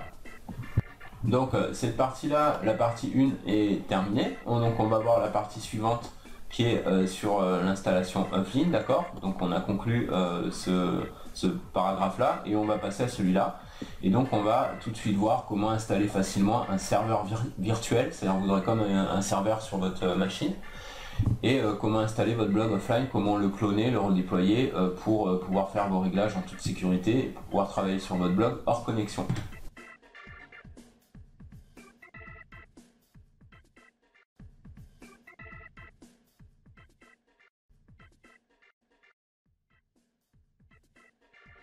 Alors pour commencer, on va installer notre petit serveur virtuel en local, et donc pour ça vous utilisez le lien qu'il y a dans les liens tuto outils dans votre package, et donc vous copiez-coller l'URL tout simplement, et donc on va aller sur le site pour voir qu'est-ce que ça donne. Voilà, c'est ici, et donc ici vous faites télécharger. Donc moi je l'ai déjà bien sûr, donc je vais directement faire l'installation. Alors on clique ici pour installer le logiciel, donc vous double-cliquez, donc ça lance l'installation, donc on fait Next tout simplement. Et là, alors attention, vous décochez toutes les cases sauf les cases que je vais vous montrer, donc on décoche ceci, ceci, ceci, sinon ça va prendre des heures et c'est des outils dont vous n'avez vraiment pas besoin. On va en garder que 4, d'accord, c'est Apache, MySQL, donc les deux qui sont l'un en dessous de l'autre. Ensuite PHP et PHP-MyAdmin, c'est tout. Vous avez besoin que de ces 4 là, l'installation va être très rapide. Donc on fait Next, et on fait Next. Donc pour choisir le dossier, de préférence, je vous conseille de mettre directement C directement sur le disque dur, d'accord. Donc on fait Next. Ah. Alors en fait il y a ce message d'alerte parce que moi j'avais déjà exemple, en fait je l'ai désinstallé pour pouvoir le réinstaller en direct devant vous, donc je vais effacer ce qu'il y a dans le dossier exemple actuellement, je mets en pause la vidéo et je reviens dessus tout de suite. Voilà, j'ai vidé le dossier exemple, donc normalement ça devrait fonctionner maintenant, voilà c'est bon. Donc là vous faites Next, là vous pouvez décocher comme ça, hop, voilà, donc on fait Next. Donc je mets en pause la vidéo juste le temps que ça s'installe rapidement. Voilà, c'est installé, ça demande si on veut démarrer le panneau de contrôle, donc on laisse la case cochée et on fait Finish. Et donc vous avez le panneau de contrôle qui va apparaître dans votre barre des tâches en bas, donc on va aller dessus, hop, ici, voilà. Et tout ce qu'on a à faire, c'est de cliquer Start pour démarrer le serveur, donc sur Apache et sur MySQL. Donc on met Start ici, et donc ça va s'afficher en vert. Voilà, donc là ça s'affiche en vert. Et ici, ce sont les ports. Alors, si votre pare-feu bloque, alors ça se peut que votre pare-feu bloque les ports. Là, ils sont débloqués chez moi parce que j'avais déjà installé Xampp avant. Vous avez une boîte de dialogue d'autorisation de Windows qui demande si vous autorisez ces programmes. Donc, bien sûr, il faut cliquer autoriser pour les autoriser. De préférence, pas avoir d'autres programmes comme Skype, etc. Des programmes qui utilisent des ports. Puisque de toute façon l'intérêt c'est d'avoir un serveur offline, hein, donc vous serez par définition pas connecté sur Skype, donc les outils qui utilisent des ports externes, il vaut mieux les désactiver pendant que vous utilisez Xampp, d'accord. Donc si c'est rouge ici, si ça veut pas fonctionner, c'est qu'il y a un problème, ça veut dire que vous avez un programme qui est en train de tourner et qui utilise les ports qui sont occupés par ces serveurs là tout simplement. Donc du moment que vous mettez en route Xampp sur votre ordinateur avec aucun autre programme qui utilise des ports qui soit allumé, tout fonctionne bien, hein, en règle générale. Voilà. Donc là c'est allumé, c'est activé. Donc vous allez sur votre disque dur, votre disque local, là où il y a Xampp, ok. Donc vous ouvrez le dossier Xampp ici. Et là vous allez voir toute une myriade de dossiers desquels vous n'avez pas besoin de vous préoccuper. Le seul qui nous intéresse c'est htdocs. D'accord, donc htdocs, on va ouvrir htdocs, ok, et dans ce htdocs, vous allez copier votre WordPress, celui qu'on a téléchargé sur WordPress France tout à l'heure, ok, donc il suffit de le mettre, donc là il est là, on va le dézipper tout simplement, donc on l'ouvre ici, et on extrait donc le dossier WordPress dans le dossier Xampp ici, toc, voilà, donc là c'est décompressé. Et vous allez créer un nouveau dossier sous le dossier Xampp. Et ce dossier, vous allez lui donner le nom du site, d'accord. Donc on met un nouveau dossier et vous mettez le nom du site sur lequel vous allez travailler, le site ou le blog. Donc on va garder notre exemple du début qui est offre bonus.tk, ok.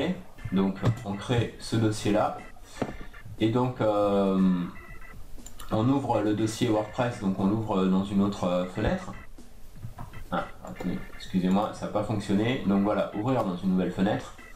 Ok. Et on va mettre tout le contenu donc, de WordPress, donc on sélectionne tout le contenu du dossier WordPress, vous allez le mettre dans votre dossier de site local. D'accord. Et donc on fait glisser, déposer tout simplement tout le contenu.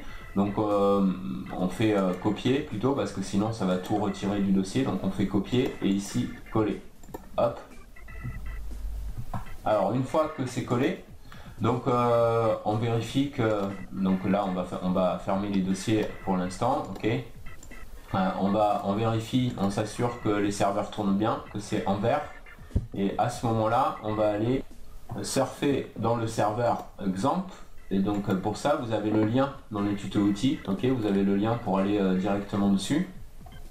Alors visiblement je ne l'ai pas mis ici, donc ce qu'on va faire, on va le mettre ici, c'est avec localhost, donc Xampp, voilà, localhost. Donc vous allez taper, vous allez copier-coller pardon le lien localhost/Xampp tout simplement. D'accord, donc on va le coller, je vais le coller dans le navigateur et aller dessus directement. Donc on colle le lien dans le navigateur, donc localhost Xampp. Et là, ça va vous demander de choisir le langage, donc on va mettre français. Et le seul endroit où vous allez avoir besoin, vous n'avez pas besoin de tout ça là, vous avez juste phpMyAdmin ici, ok, donc vous cliquez ici sur phpMyAdmin. Et on va créer la base de données en local, vous allez voir c'est super simple. Donc vous cliquez sur base de données ici, faites pas attention à l'alerte en bas rouge, c'est rien d'important. Et on va créer une base de données, mais juste avant de lui donner le nom, on va aller ici dans ce menu déroulant, c'est important pour éviter les bugs d'affichage. Et vous descendez et vous choisissez UFT8 Unicode CI, d'accord, donc c'est vers le bas. Alors c'est par ici, par ici, par ici, par ici. Donc voilà, c'est sous cette section UFT8, d'accord, donc sous UFT8, et vous prenez tout simplement la dernière qui est là, et vous faites UFT8 Unicode CI, d'accord, pour le choix du langage. Et là, vous mettez le nom de votre base de données. Alors comme c'est en local, pour pas se paumer, pour pas se compliquer l'existence, on va mettre le même nom que le site, mais sans point, parce que ça n'accepte ni point, ni barre, ni trait d'union, ni rien, donc il faut mettre juste le nom. Donc là, en l'occurrence, comme on a fait celui-là, on va mettre offre bonus TK, tout simplement, d'accord. Donc vous, quand vous mettez votre site.com, vous mettez votre site.com, d'accord, surtout pas .com. Et donc il suffit de mettre le nom ici. Voilà, offre bonus TK. Et on fait créer. Et donc voilà, la base de données a été créée, tout simplement. D'accord, et vous pouvez voir qu'elle est bien ici. Ensuite, vous retournez dans le dossier où vous avez créé, enfin le dossier de votre site, donc que vous venez de créer, dans lequel vous avez mis WordPress, et vous cherchez ce fichier-là qui est wp-config sample, d'accord. Et on va d'abord le renommer, ok, et on va virer le sample et le trait d'union. Et comme ça, le fichier s'appelle wp-config.php, tout simplement, d'accord. Et on va avoir juste un changement à faire à l'intérieur pour mettre le nom de la base de données qu'on vient de créer, pour mettre un accès, ok. Et pour ça, on va l'éditer. Alors, ce que je vous recommande de faire, c'est de ne pas l'ouvrir avec bloc-notes, parce que si vous l'ouvrez avec bloc-notes, vous allez vous retrouver avec ça, et vous allez vous retrouver avec tout un tas de code incompréhensible, vous allez vous paumer. Donc ça, on va fermer. Ce que je vous recommande d'utiliser pour vous faciliter l'opération, c'est d'utiliser un éditeur gratuit qui s'appelle Notepad++. Donc vous avez le lien là dans les ressources, d'accord. Donc il suffit d'aller le télécharger ici. Là voilà, je vous ai mis le lien ici, Notepad++. Donc vous allez juste aller dessus et à le télécharger gratuitement, à l'installer. Et une fois que vous aurez installé, ça va vous permettre d'ouvrir un fichier avec. Et donc là par exemple, je vais faire Edit with Notepad++. Donc on clique dessus et on ouvre wp-config.php. Et là vous avez la configuration de l'installation et vous avez des couleurs qui vont vous permettre de vous repérer facilement. Alors vous inquiétez pas, ne prenez pas peur, tout ça vous n'avez pas besoin de toucher. Vous avez juste à mettre ici le nom de base de données que vous venez de créer, d'accord. Donc ici vous avez les indications en français, donc il suffit de remplacer. Ok, donc on va mettre le nom de la base de données qu'on vient juste de créer et qui est le nom du site, tout simplement. Donc le nom de votre site, hein, ici, avec le com. Et ici, donc le nom d'utilisateur, comme c'est en local, le nom d'utilisateur c'est root, R-O-O-T, d'accord. Donc vous mettez root, tout simplement. Mot de passe, vous retirez la mention votre MDP ici et vous laissez juste les guillemets ensemble ici, d'accord. Vous touchez à rien, on va pas avoir besoin de mot de passe. Il n'y a pas besoin que ce soit sécurisé puisque tout est en local, hein. C'est pas sur internet, c'est pas sur le web, c'est pas en ligne, donc personne ne peut y toucher, il n'y a que vous qui avez accès, donc il n'y a pas besoin de mettre un mot de passe et ça va nous faciliter grandement les choses. On verra après quand on va déployer le site en ligne, c'est autre chose, mais pour l'instant on est en local, donc on n'a pas besoin de mot de passe. Donc voilà, il suffit de mettre le nom de la base de données ici, l'utilisateur, surtout vous mettez bien root ici. Et ici vous mettez tout simplement, vous retirez la mention mot de passe et vous mettez rien du tout. Et vous enregistrez, d'accord, donc CTRL S pour enregistrer, d'accord. Donc c'est enregistré, et là c'est bon, pour le moment on n'y touche plus, d'accord, on ferme. Et là on est bon pour le réglage de la base de données. Alors maintenant on va lancer l'installation de WordPress, vous allez voir que c'est beaucoup plus, c'est encore plus rapide que tout à l'heure en ligne en fait. Et donc je vous ai mis le lien ici dans le fichier que vous avez là. URL install wp hors ligne, d'accord, donc c'est pour votre installation locale. Et donc c'est un lien comme celui-là, avec localhost / le nom du dossier que vous avez mis, c'est-à-dire le nom de votre site.com, d'accord, le dossier qu'on a créé ici, hein. Donc moi ici je vais mettre offrebonus.tk, mais ce sera remplacé par votre domaine.com, il faudra remplacer évidemment par le vôtre. Donc là je mets le nom du dossier. Et là vous avez l'URL tout prêt, vous n'avez pas à vous casser la tête, vous avez juste à copier-coller, d'accord, hein. Et on va tout de suite le copier-coller ici, et on va aller dessus, et ça va nous installer WordPress. Hop, voilà, donc ici il suffit de compléter par les données habituelles, donc je vais mettre là, on pause la vidéo, compléter, et puis revenir dessus tout de suite. Voilà, donc là c'est complété. Alors comme c'est en local, pour simplifier, pour vous simplifier la vie, ce que vous faites, vous mettez identifiant, vous mettez admin et mot de passe admin, d'accord. Vous mettez identifiant admin, mot de passe admin 2 fois, Donc ça c'est pas un problème parce qu'après quand vous le déployez en ligne, après ça peut se changer comme vous avez vu tout à l'heure, la manipulation pour ajouter un utilisateur dans WordPress se loguer avec ce nouvel administrateur et puis supprimer l'autre, hein. Donc ça vous pourrez supprimer l'admin après, mais pour l'instant en local, pour simplifier, on va mettre donc admin pour le mot de passe et pour l'utilisateur, comme ça on est tranquille. Donc ici le titre du site, l'adresse email, ça on laisse cocher et on fait installer WordPress, d'accord. Et là vous pouvez vous connecter directement, ok. Si tout se passe bien, vous avez ce message là, d'accord, donc vous n'avez plus qu'à cliquer sur se connecter. Et là vous êtes connecté avec admin et admin, hop, donc on se connecte. Et voilà, on est dans notre dashboard de WordPress, ok, exactement comme si vous étiez sur internet, sauf que c'est hors ligne. Alors s'il n'y a rien qui apparaît ici ou s'il y a une page d'erreur, c'est parce que votre serveur ne tourne pas, d'accord. Donc il faut vous assurer que votre serveur soit bien, exemple, est bien en train de tourner, normalement c'est ok, hein. Et donc là on est dessus. Et là vous pouvez faire tous vos paramétrages exactement comme on a vu tout à l'heure, donc on ne va pas le refaire ici, hein. C'est-à-dire installer, mettre Akismet, mettre le code Akismet, mettre plugin central, aller dans les permaliens, donc revenez en arrière dans la vidéo au besoin, d'accord, et comme ça vous faites les mêmes changements. La seule différence, la seule chose que vous n'allez pas paramétrer ici en local, une fois que vous l'aurez installé, c'est Bulletproof Security, d'accord, parce que Bulletproof Security, c'est pour la sécurité de votre site, pardon, une fois qu'il est en ligne, pas quand il est en local, vous n'avez absolument pas besoin que ce plugin là soit actif, d'accord. Donc là vous mettez vos permaliens comme on a vu tout à l'heure avec postname, etc.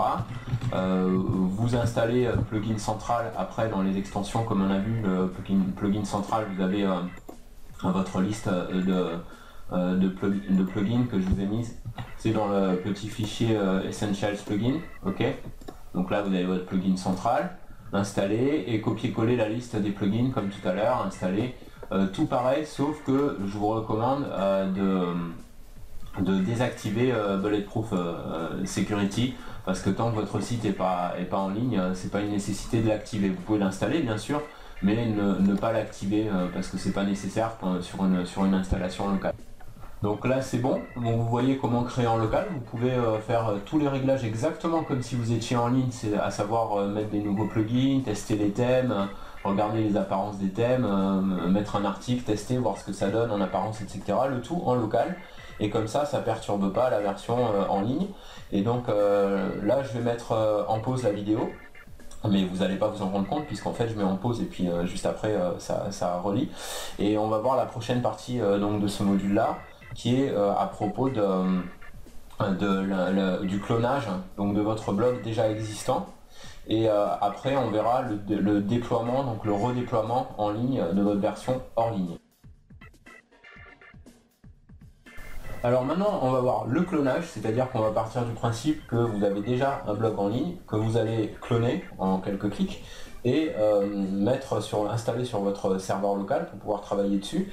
Donc vous allez avoir deux possibilités, on va les voir ensemble, ne vous inquiétez pas, hein. Vous allez avoir deux possibilités, c'est soit vous avez suivi l'étape de tout à l'heure et vous avez créé un nouveau un blog en local avec le même nom que votre blog en ligne, donc auquel cas ça se passe d'une certaine façon. Maintenant, si vous n'avez rien créé du tout en local encore et que vous pouvez faire un clonage de votre blog déjà existant sans avoir créé le blog en local comme on a vu tout à l'heure, hein. Donc c'est-à-dire vous pouvez créer un nouveau blog en local à partir de votre clonage de site en ligne. Donc on va voir les deux possibilités, vous inquiétez pas, vous ne serez pas perdu. L'autre point aussi, c'est que entre temps il y a eu un petit changement, donc j'ai dû poser et reprendre la vidéo parce qu'on a eu un petit souci avec un plugin qui a eu une mise à jour récemment. Et qui est le plugin VP Clone, ok. Donc il y a eu un souci en fait, et depuis la dernière version ça fonctionne pas très bien. Donc on connaît un autre plugin, vous inquiétez pas, qui est gratuit aussi et qui est simple aussi, et avec lequel on n'a aucun problème, et qui s'appelle VP Duplicator, d'accord. Donc on va remplacer tout simplement clone par duplicator, hein. C'est juste une petite manip, pardon, hein, donc VP Duplicator ici. Et donc la première chose qu'on va faire, c'est qu'on va aller donc faire des vérifications sur votre version en ligne, une ou deux petites vérifications, c'est 3 fois rien. La première que je vous recommande, c'est d'aller dans les thèmes, d'accord, et d'activer le thème par défaut de WordPress. Pourquoi? Parce que la plupart des thèmes premium, ils utilisent des protocoles avec IonCube et Zend Optimizer. Alors vous inquiétez pas, vous n'avez pas besoin de savoir ce que c'est. C'est juste pour savoir, pour que vous sachiez que ce sont des outils qui sont installés sur la plupart des hébergeurs. Mais si on installe votre version, si on fait un clone, on installe un clone de votre version online sur la version locale, il y a Xampp qui va demander d'installer IonCube, Zend Optimizer, etc. Donc vous pouvez le faire aussi, mais ça va vous compliquer un peu la tâche et moi je voudrais que ce soit vraiment simple pour vous. Donc tout ce que vous avez à faire, c'est provisoirement d'activer le 2012. Donc évidemment, ça va changer votre version en ligne du site pendant quelques secondes, d'accord, le temps de faire le package. Et après vous allez remettre, une fois que vous avez fait le clonage, vous pouvez réactiver le thème normal pour que votre site soit à nouveau normal en ligne, hein, d'accord. Donc après, l'autre chose qu'on va faire aussi par sécurité, on va aller donc sur les extensions et on va désactiver toutes les extensions, d'accord, tous les plugins. Donc vous faites désactiver tous les plugins, d'accord, voilà, on fait appliquer et on désactive tous les plugins. Comme ça, on est sûr qu'il n'y a pas de bug pendant le transfert. Vous voyez, et après on peut le réactiver évidemment une fois que le transfert est fait. Et là vous allez ajouter donc une extension qui est Duplicator. Donc c'est très simple, vous tapez Duplicator tout simplement. Voilà, Duplicator, donc il est dans votre liste que vous avez là dans le package. Donc Duplicator. Et une fois qu'il est là, vous l'installez, vous faites OK. Vous activez le plugin. Et vous avez Duplicator qui apparaît dans le menu ici. Alors cette manip là, faites attention parce que quand vous en serez à votre 3e ou 4e clonage, vous aurez quand vous désactivez tous les plugins avant le transfert, n'oubliez pas de réactiver Duplicator, surtout, voilà. Donc le réactiver, l'activer, hop, on va dans Create New, parce qu'on va créer un nouveau package, en fait, donc on va sur le petit onglet qui est là, vous faites Next, et ça va vous faire un scanning. Donc ça fait un scanning rapide de votre blog. Donc ça prend plus ou moins de temps selon la taille du blog et du site. Si vous avez un gros blog avec beaucoup d'articles, beaucoup de plugins, des thèmes, etc., ça prendra un petit peu plus de temps. Et il se peut que vous ayez des erreurs ici, auquel cas c'est un problème avec votre hébergeur ou un protocole ou quelque chose. Et dans ce cas-là, il faut que vous fixiez le truc. Donc je ne peux pas énumérer tous les cas de figure ici, sinon la vidéo elle dure 4 heures. Mais bon, en règle générale, la plupart du temps, ça se passe très très bien. Donc là, on a boot partout. Donc on fait build, ça veut dire construire le package. Et il va vous faire un package que vous allez sauver sur votre disque dur dans le même dossier que celui du site. D'accord, que vous voulez mettre en local. Donc là, on va cliquer sur Archive. Une fois que le package est complété, vous cliquez sur Archive ici, tout simplement. Et vous allez enregistrer, donc ça va vous enregistrer le fichier Archive sur votre disque dur. Et donc là, vous enregistrez de préférence dans le même dossier que celui où il y a votre site. Donc ici, c'est pour offrebonustk.tk dans l'exemple. Donc vous, c'est votre site évidemment. Et donc on enregistre ici, vous enregistrez le package tout simplement. Et après, on va enregistrer l'installeur. Voilà, donc vous avez le fichier installer qui est ici. Et vous l'enregistrez évidemment dans le même dossier que le package et votre site. Voilà, donc dans le dossier de votre site en local, vous enregistrez installer.php. Et faites bien attention parce que là on a pris le cas de figure où on a créé déjà un site en local. Si vous ne l'avez pas encore fait, il faut aller dans Xampp, dans votre dossier Xampp, htdoc, d'accord, vous allez dans htdoc et vous créez un nouveau dossier auquel vous donnez exactement le nom de votre site, donc votre site.com, ok, et c'est dans ce dossier là que vous pourrez enregistrer l'archive et l'installeur. Même si vous n'avez pas encore WordPress dedans, c'est pas un souci parce que en fait le package il contient tout, il contient WordPress, il contient tout. S'il y a déjà WordPress, ça va écraser la version précédente tout simplement et on va voir comment. Donc là on a les deux fichiers. Donc vous allez avoir un lien maintenant qui est déjà tout prêt et donc il suffit de transformer ici. C'est localhost votredomaine.com, donc votre site.com, le dossier que vous avez créé, et /installer.php. Ok, donc on fait copier. Et on va aller donc sur Ça c'est la version locale qu'on a créée tout à l'heure, hein, d'accord, donc on peut passer par dessus, c'est pas un problème. Et donc on colle le lien et on va remplacer donc votre domaine.com. Ici je vais mettre pour notre exemple offre bonus.tk, hop, installer.php, et ça vous ouvre Duplicator, d'accord. Donc là vous avez le menu Duplicator, vous cochez cette case là, vous cochez Remove All Tables, en fait ça va remplacer toutes les tables de la base de données. Le host, on va laisser localhost. User, vous mettez le nom de votre nom d'utilisateur pour la base de données en local. Si vous vous souvenez bien, on a vu tout à l'heure que c'était root, ok. Donc ça vous l'avez dans le passage de tout à l'heure, dans la vidéo. Le password on n'en a pas, en local on n'en a pas besoin, donc on laisse cette partie là vide. Et le nom, vous vous souvenez, c'était offre bonus TK, tout attaché, d'accord. Dans le doute, vous faites un test de connexion, ok. Et donc là, si ça met success, tout est bon. Si c'est en rouge, c'est parce que vous avez oublié de créer la base de données dans l'étape de tout à l'heure. Vous vous souvenez, il fallait aller dans le PHP admin et donc créer la nouvelle base de données, etc. Donc dans le doute, vous revenez surtout au début de la vidéo si vous êtes un peu perdu et vous créez bien il faut bien que votre base de données soit créée. Donc là, ensuite, si votre test est OK ici, vous fermez ici. Et ces options-là, vous n'avez pas besoin. Vous cochez la case qui est là et vous faites Run Deployment. Et là, vous allez voir, on va avoir un petit message d'erreur. Là, vous faites OK. On va avoir un petit message d'erreur. Pourquoi? Parce que on est en train d'essayer de repasser par-dessus la version qu'on a créée tout à l'heure ensemble, la version locale. Ça veut dire quoi? Ça veut dire que si vous n'avez pas encore créé de version locale, comme on a vu tout à l'heure, il n'y aura pas le message d'erreur. Ça va tout simplement utiliser le package. Maintenant, si vous écrasez la version locale qu'on a fait tout à l'heure, et où il n'y a presque rien dedans d'ailleurs, voilà ce qu'il faut faire. Si vous avez un souci comme ça, si vous avez un message d'erreur comme celui-là, où ça vous parle de config PHP, c'est tout simple.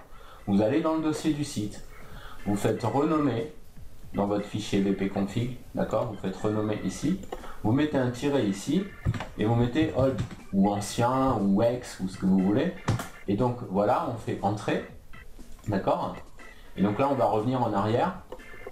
Et cette fois-ci, ça va fonctionner. Donc on met en route le déploiement. Vous vérifiez bien que tout est coché comme il faut. Et là, c'est en train de le faire. Donc je vais mettre en pause le temps que ça procède au déploiement. Et j'en mets juste après. Alors Duplicator va vous donner un repère. Il va vous montrer les anciens paramètres. D'accord. Donc les anciens paramètres, c'est l'URL de votre site en ligne. D'accord. Donc votre site.com, tel qu'il est sur Internet.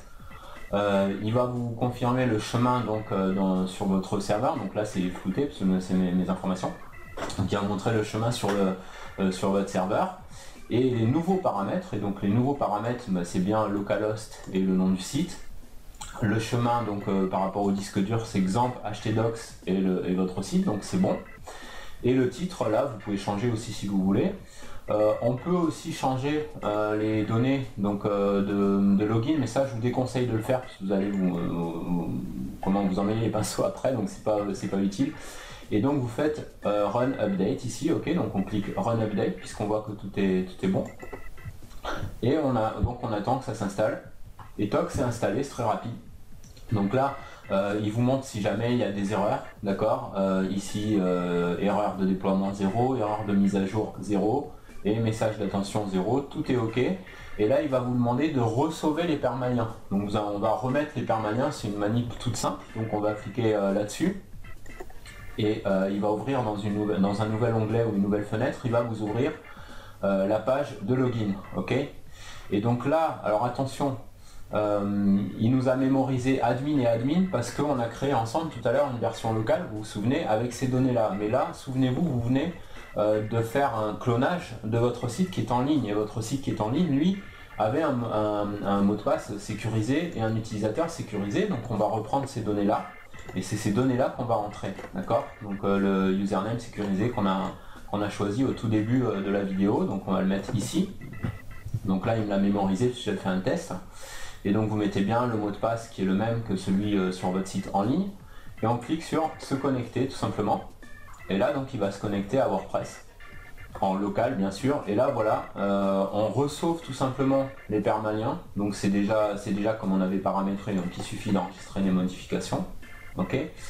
Alors juste une petite parenthèse, j'ai oublié de le faire, mais vous n'oubliez pas, une fois que vous êtes à cette étape là, vous pouvez tout de suite pensez à réactiver votre thème d'origine, d'accord, et à réactiver vos plugins. Parce que sinon, pendant le temps où vous serez hors ligne, votre site, lui, il reste en ligne avec les changements que vous avez fait. Donc on réactive, d'accord, le thème qu'on avait, hop, activé.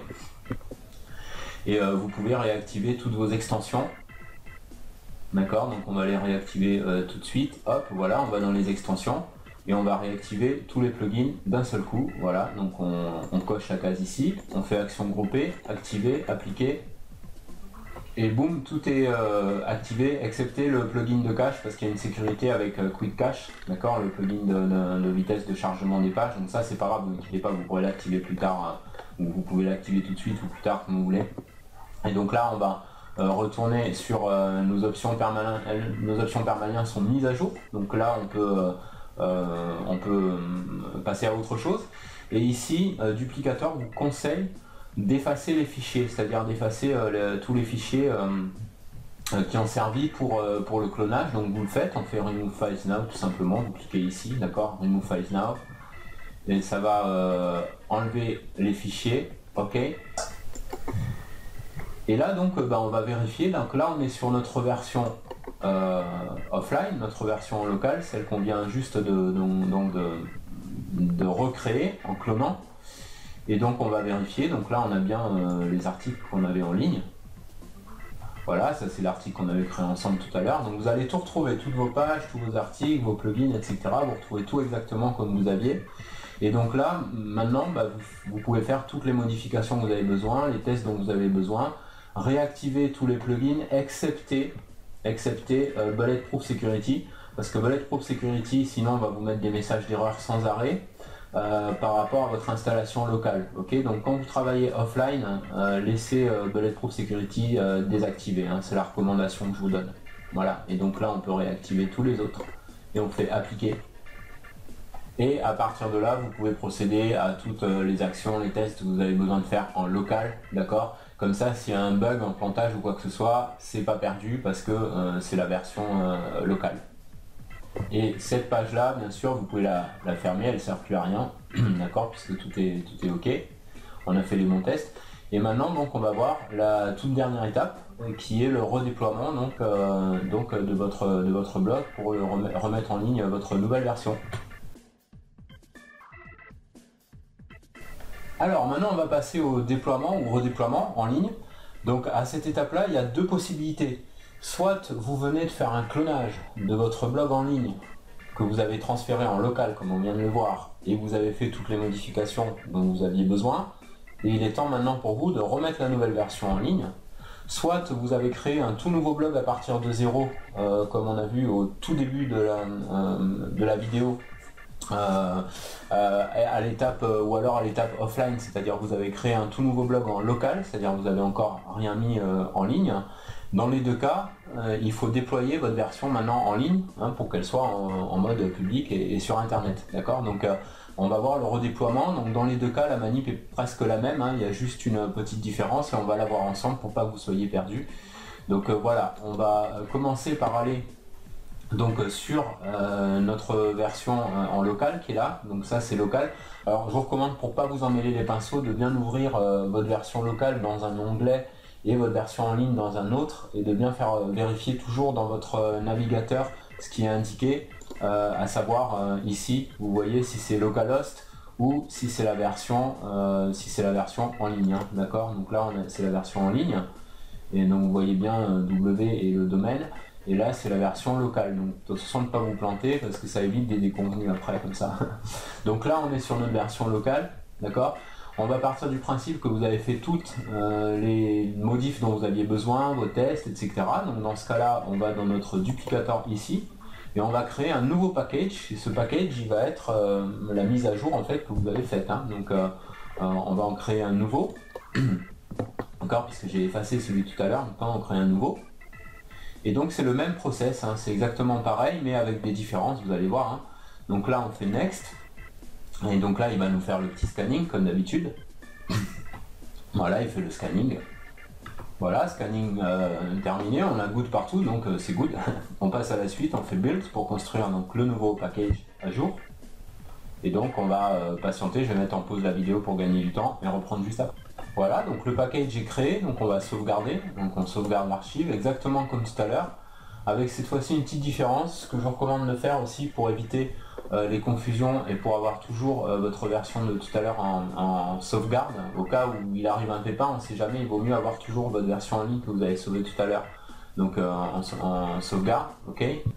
Donc ce qu'on va faire, on va créer un nouveau dossier, d'accord. Et ce dossier, vous allez l'appeler par exemple duplicator local. Ok, duplicator local. Et comme ça, vous avez le nouveau package dans un autre dossier. Et donc ça évite les confusions. Et ça peut vous servir aussi si jamais il y a un truc qui ne va pas. Bah, vous pouvez remettre l'ancienne version en ligne. Donc là, on va faire installer. Et on va, pareil, on va mettre l'installer PHP comme tout à l'heure. Dans le même dossier, donc local, duplicateur local, hop, on enregistre.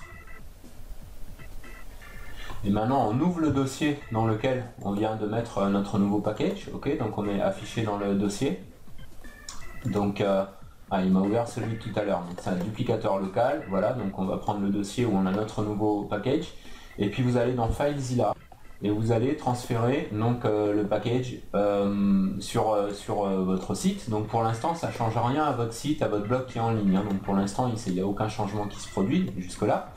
Donc là vous faites glisser déposer tout simplement, d'accord, et par FileZilla vous mettez dans le dossier qui correspond à votre domaine, à votre site internet. Donc là je mets en pause la vidéo le temps du transfert, je reprends juste après. Voilà, transfert effectué. Donc maintenant ce qu'on va faire, on peut fermer tout ça. Et ce qu'on va faire, on va faire la même manip que tout à l'heure, sauf que cette fois-ci, on va faire un lien différent. On va aller tout à l'heure on est allé dans localhost votredomaine.com installer.php. Cette fois-ci c'est une installation en ligne, donc vous avez le lien ici à copier-coller, à remplacer par votre nom de domaine, comme toujours. Donc on fait copier. Et on va aller donc sur notre version en ligne ici, et on va faire coller, d'accord, et on va mettre donc le nom du domaine, hein, surtout, ici, voilà, hop, installer, et ça va ouvrir duplicator. Donc c'est la même manip que tout à l'heure, mais avec des différences, attention, hein, c'est pas tout à fait la même. Donc on coche toujours la case remove all tables. Le host ça reste localhost, en général tous les hébergeurs, enfin chez tous les hébergeurs c'est localhost. S'il y a un souci avec localhost, il faut contacter votre hébergement et demander, mais en tout cas chez HostGator ou chez HostPapa, etc. c'est localhost. Donc ici, tout à l'heure on a mis le nom d'utilisateur root, c'était pour la version locale, vous vous souvenez, mais là on est dans notre version en ligne, donc il faut mettre nos données qui sont celles de notre base de données qu'on a enregistrées soigneusement au début, d'accord, et qui sont ici. Et donc là on va mettre en utilisateur donc celui de la base de données qu'on a dans notre cPanel, dans HostGator qu'on a créé tout à l'heure. Donc on met ça ici. Ensuite donc on met les autres données.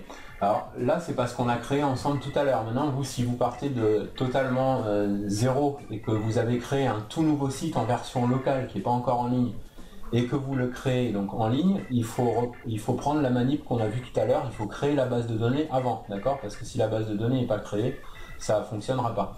Donc là on va mettre le mot de passe qui est là, d'accord, et on va mettre donc le nom de la base de données qui est ici. C'est le même, il suffit juste d'ajouter un X, donc on va le faire tout de suite. On va mettre un X ici, d'accord. Donc vous vous souvenez, c'est une petite erreur de frappe que j'avais fait tout à l'heure. Donc de votre côté, quand vous faites votre base de données, le plus simple c'est de mettre le même nom, hein, pour l'utilisateur que pour la base de données. Et donc, oups, je me suis trompé de dossier. Donc on prend le mot de passe de la base de données qui est ici, qu'on avait enregistré tout à l'heure, hop, et on le colle ici. Et là on va faire le test de connexion pour voir si ça fonctionne. Donc on clique sur le test de connexion, c'est bon, on est accepté sur la base de données, ok. Donc là on coche la case, et là on risque d'avoir un message d'erreur pour les mêmes raisons que tout à l'heure. à savoir par rapport au fichier vpconfig, vous voyez, parce que là on est en train d'essayer de réécrire sur un vpconfig qui est celui de votre site, donc votre blog en ligne et qui existe déjà, donc aucun problème, on va dans FileZilla et on fait la même manip qu'on a fait tout à l'heure en local sur notre dossier sur le disque dur, sauf qu'on va le faire sur le site, d'accord. Donc là ça va mettre votre site hors ligne pendant une poignée de secondes, hein. Il faut vous attendre à ça, donc c'est le temps que vous êtes en maintenance, c'est normal. Donc on met vpconfig hold pour éliminer l'ancien, voilà, d'accord. Et donc là on va réessayer, et cette fois-ci ça va fonctionner. Donc on met en route le déploiement, on met OK. Donc là, si tout va bien, si vous avez tout bien suivi, et ben vous avez les anciens paramètres, donc c'est l'inverse de tout à l'heure, hein. Donc les anciens paramètres, c'est votre version locale, donc l'emplacement en local, et les nouveaux paramètres, donc vous vérifiez bien, c'est sur votre domaine, d'accord, sur le dossier de votre domaine en ligne, hein. Voilà. Donc là, on fait run update. Et on a comme tout à l'heure, ça va très vite, vous voyez, donc comme je vous disais, votre site il va être hors ligne pendant une seconde et demie, quoi, pas plus, mais après ça dépend de la taille du package, hein. Si c'est un gros site qui fait, avec un package qui fait 300 MB, là il faisait que 18 MB, donc c'est parce que c'était tout nouveau, mais quand vous avez vraiment un gros site, un gros blog, ça prend un tout petit peu plus de temps, mais bon, en règle générale, ça se passe très bien. Donc là on a 0 erreur partout, c'est super, et on va faire la même démarche que tout à l'heure, c'est-à-dire on va resauver les permaliens, donc vous cliquez dessus tout simplement, d'accord, et ça va vous ouvrir donc votre nouvelle version en ligne. Donc on se connecte, c'est mémorisé, hein, puisqu'on l'a créé tout à l'heure. Ah, il y a une erreur apparemment avec l'identifiant, alors on va revérifier, je vais faire une petite erreur, donc par sécurité je vais reprendre les données de tout à l'heure, hop. Et cette fois-ci ça devrait fonctionner. Donc vous prenez votre login. Ah oui, parce que ça avait mémorisé les données du premier utilisateur qu'on a éliminé après, c'est pour ça. Donc on va prendre les bonnes données cette fois-ci. Donc vous mettez bien votre utilisateur, votre identifiant et votre mot de passe WordPress en ligne. Et hop, vous connectez. Et là on va se connecter au tableau de bord. Et voilà, c'est bon. Donc là... on resauve les permaliens comme on a fait tout à l'heure, mais sur la version en ligne cette fois-ci. Donc là on enregistre. Et là, comme tout à l'heure, on fait remove, d'accord, donc pour effacer les fichiers surtout du serveur. Et alors, très important, en fait, Duplicator il va effacer la plupart des fichiers qui sont liés à votre mise à jour, à votre package, mais parfois il n'arrive pas à effacer le package en lui-même. Donc ce que vous faites, c'est simple, vous retournez dans FileZilla, et dans FileZilla, donc vous retrouvez le package qui est quelque part ici, voilà, il est ici, d'accord. Et surtout vous le supprimez, et vous supprimez l'installer, vous supprimez ces deux-là, parce qu'il ne faut pas laisser la trace sur votre serveur. Sinon un pirate qui arrive à se connecter, il vous prend tout votre contenu, il vous le pique, il fait ce qu'il veut avec, donc là il faut vraiment voilà, faut faire attention. Donc vous l'effacez tout simplement, toc, vous supprimez si on n'a plus besoin, et voilà, donc c'est supprimé, là vous êtes tranquille. Et donc vous pouvez retourner dans vos extensions, réactiver toutes vos extensions, réactiver votre thème comme vous voulez, etc. Voilà, faire tout ce que vous avez besoin. Et vous pouvez réactiver bien sûr Bulletproof, surtout n'oubliez pas de réactiver Bulletproof, hein, une fois que votre site est à nouveau en ligne. Et il peut arriver que Bulletproof ait besoin de recréer un nouveau fichier de sécurité parce que vous avez fait des changements. Donc c'est simple, vous retournez dans Bulletproof Security et vous faites la même chose qu'on a fait au début, hein, c'est-à-dire vous recréez un htaccess sécurisé comme tout à l'heure, hein, comme on a fait. Voilà, donc create secure htaccess file et recocher ici à chaque fois la première, activer, etc. D'accord. Et normalement au niveau du statut de sécurité, il a gardé les paramétrages que vous avez fait au début, donc ça vous n'avez pas besoin de le refaire, hein. C'est juste cet onglet là ou peut-être BPS va vous demander de refaire ici la petite manip qu'on a fait au début qui prend 2 minutes 30, hein, donc c'est assez rapide. Et donc une fois que vous avez remis votre sécurité à jour, tout, voilà, votre site est en ligne et comme disent les Américains, happy blogging. Alors dernière recommandation, donc que je rappelle, je vous l'ai dit tout à l'heure mais je le rappelle, toujours vérifier que vous êtes bien. Donc dans votre navigateur, toujours vérifier que vous êtes sur une version ou une autre, hein, selon sur laquelle vous travaillez, local ou en ligne, d'accord, ça évite les erreurs. Et puis une dernière chose que j'ai oublié de vous dire tout à l'heure, c'est que c'est important aussi pour la sécurité de votre blog d'aller effacer un ou deux fichiers. Donc dans FileZilla, qui est le fichier readme HTML dont vous avez absolument pas besoin, et ça évite que quelqu'un essaye d'aller dessus. Donc readme HTML, vous l'effacez tout simplement, d'accord. Et vous allez ici dans le dossier vpadmin, d'accord, et vous effacez le fichier install.php. Vous plantez pas, parce qu'il y en a plusieurs. Donc install.php, vous l'effacez. Install helper, vous pouvez l'effacer aussi, mais enfin c'est moins important. Mais c'est surtout install.php, vous l'effacez. Comme ça, personne ne peut s'amuser à se connecter et à aller réinstaller quelque chose à votre place, quoi. Voilà, donc c'est une double sécurité. Voilà, donc cette formation, ce module touche à sa fin. J'espère que ça vous a plu. J'espère que vous avez tout capté. Des fois, j'ai un peu tendance à... j'ai pas toujours la pédagogie, voilà, de voir où les personnes peuvent rencontrer des difficultés. Mais bon, on a fait du clic par clic pratiquement, donc vous pouvez mettre en pause, revenir en arrière au besoin, dans le doute, ok, puis bien digérer le training. Et si vous avez la moindre question, comme d'habitude, n'hésitez pas à me contacter sur Skype. Je suis beaucoup plus réactif sur Skype que dans la boîte email, d'accord. Merci pour votre attention, excellente journée ou soirée, et à bientôt, bye bye.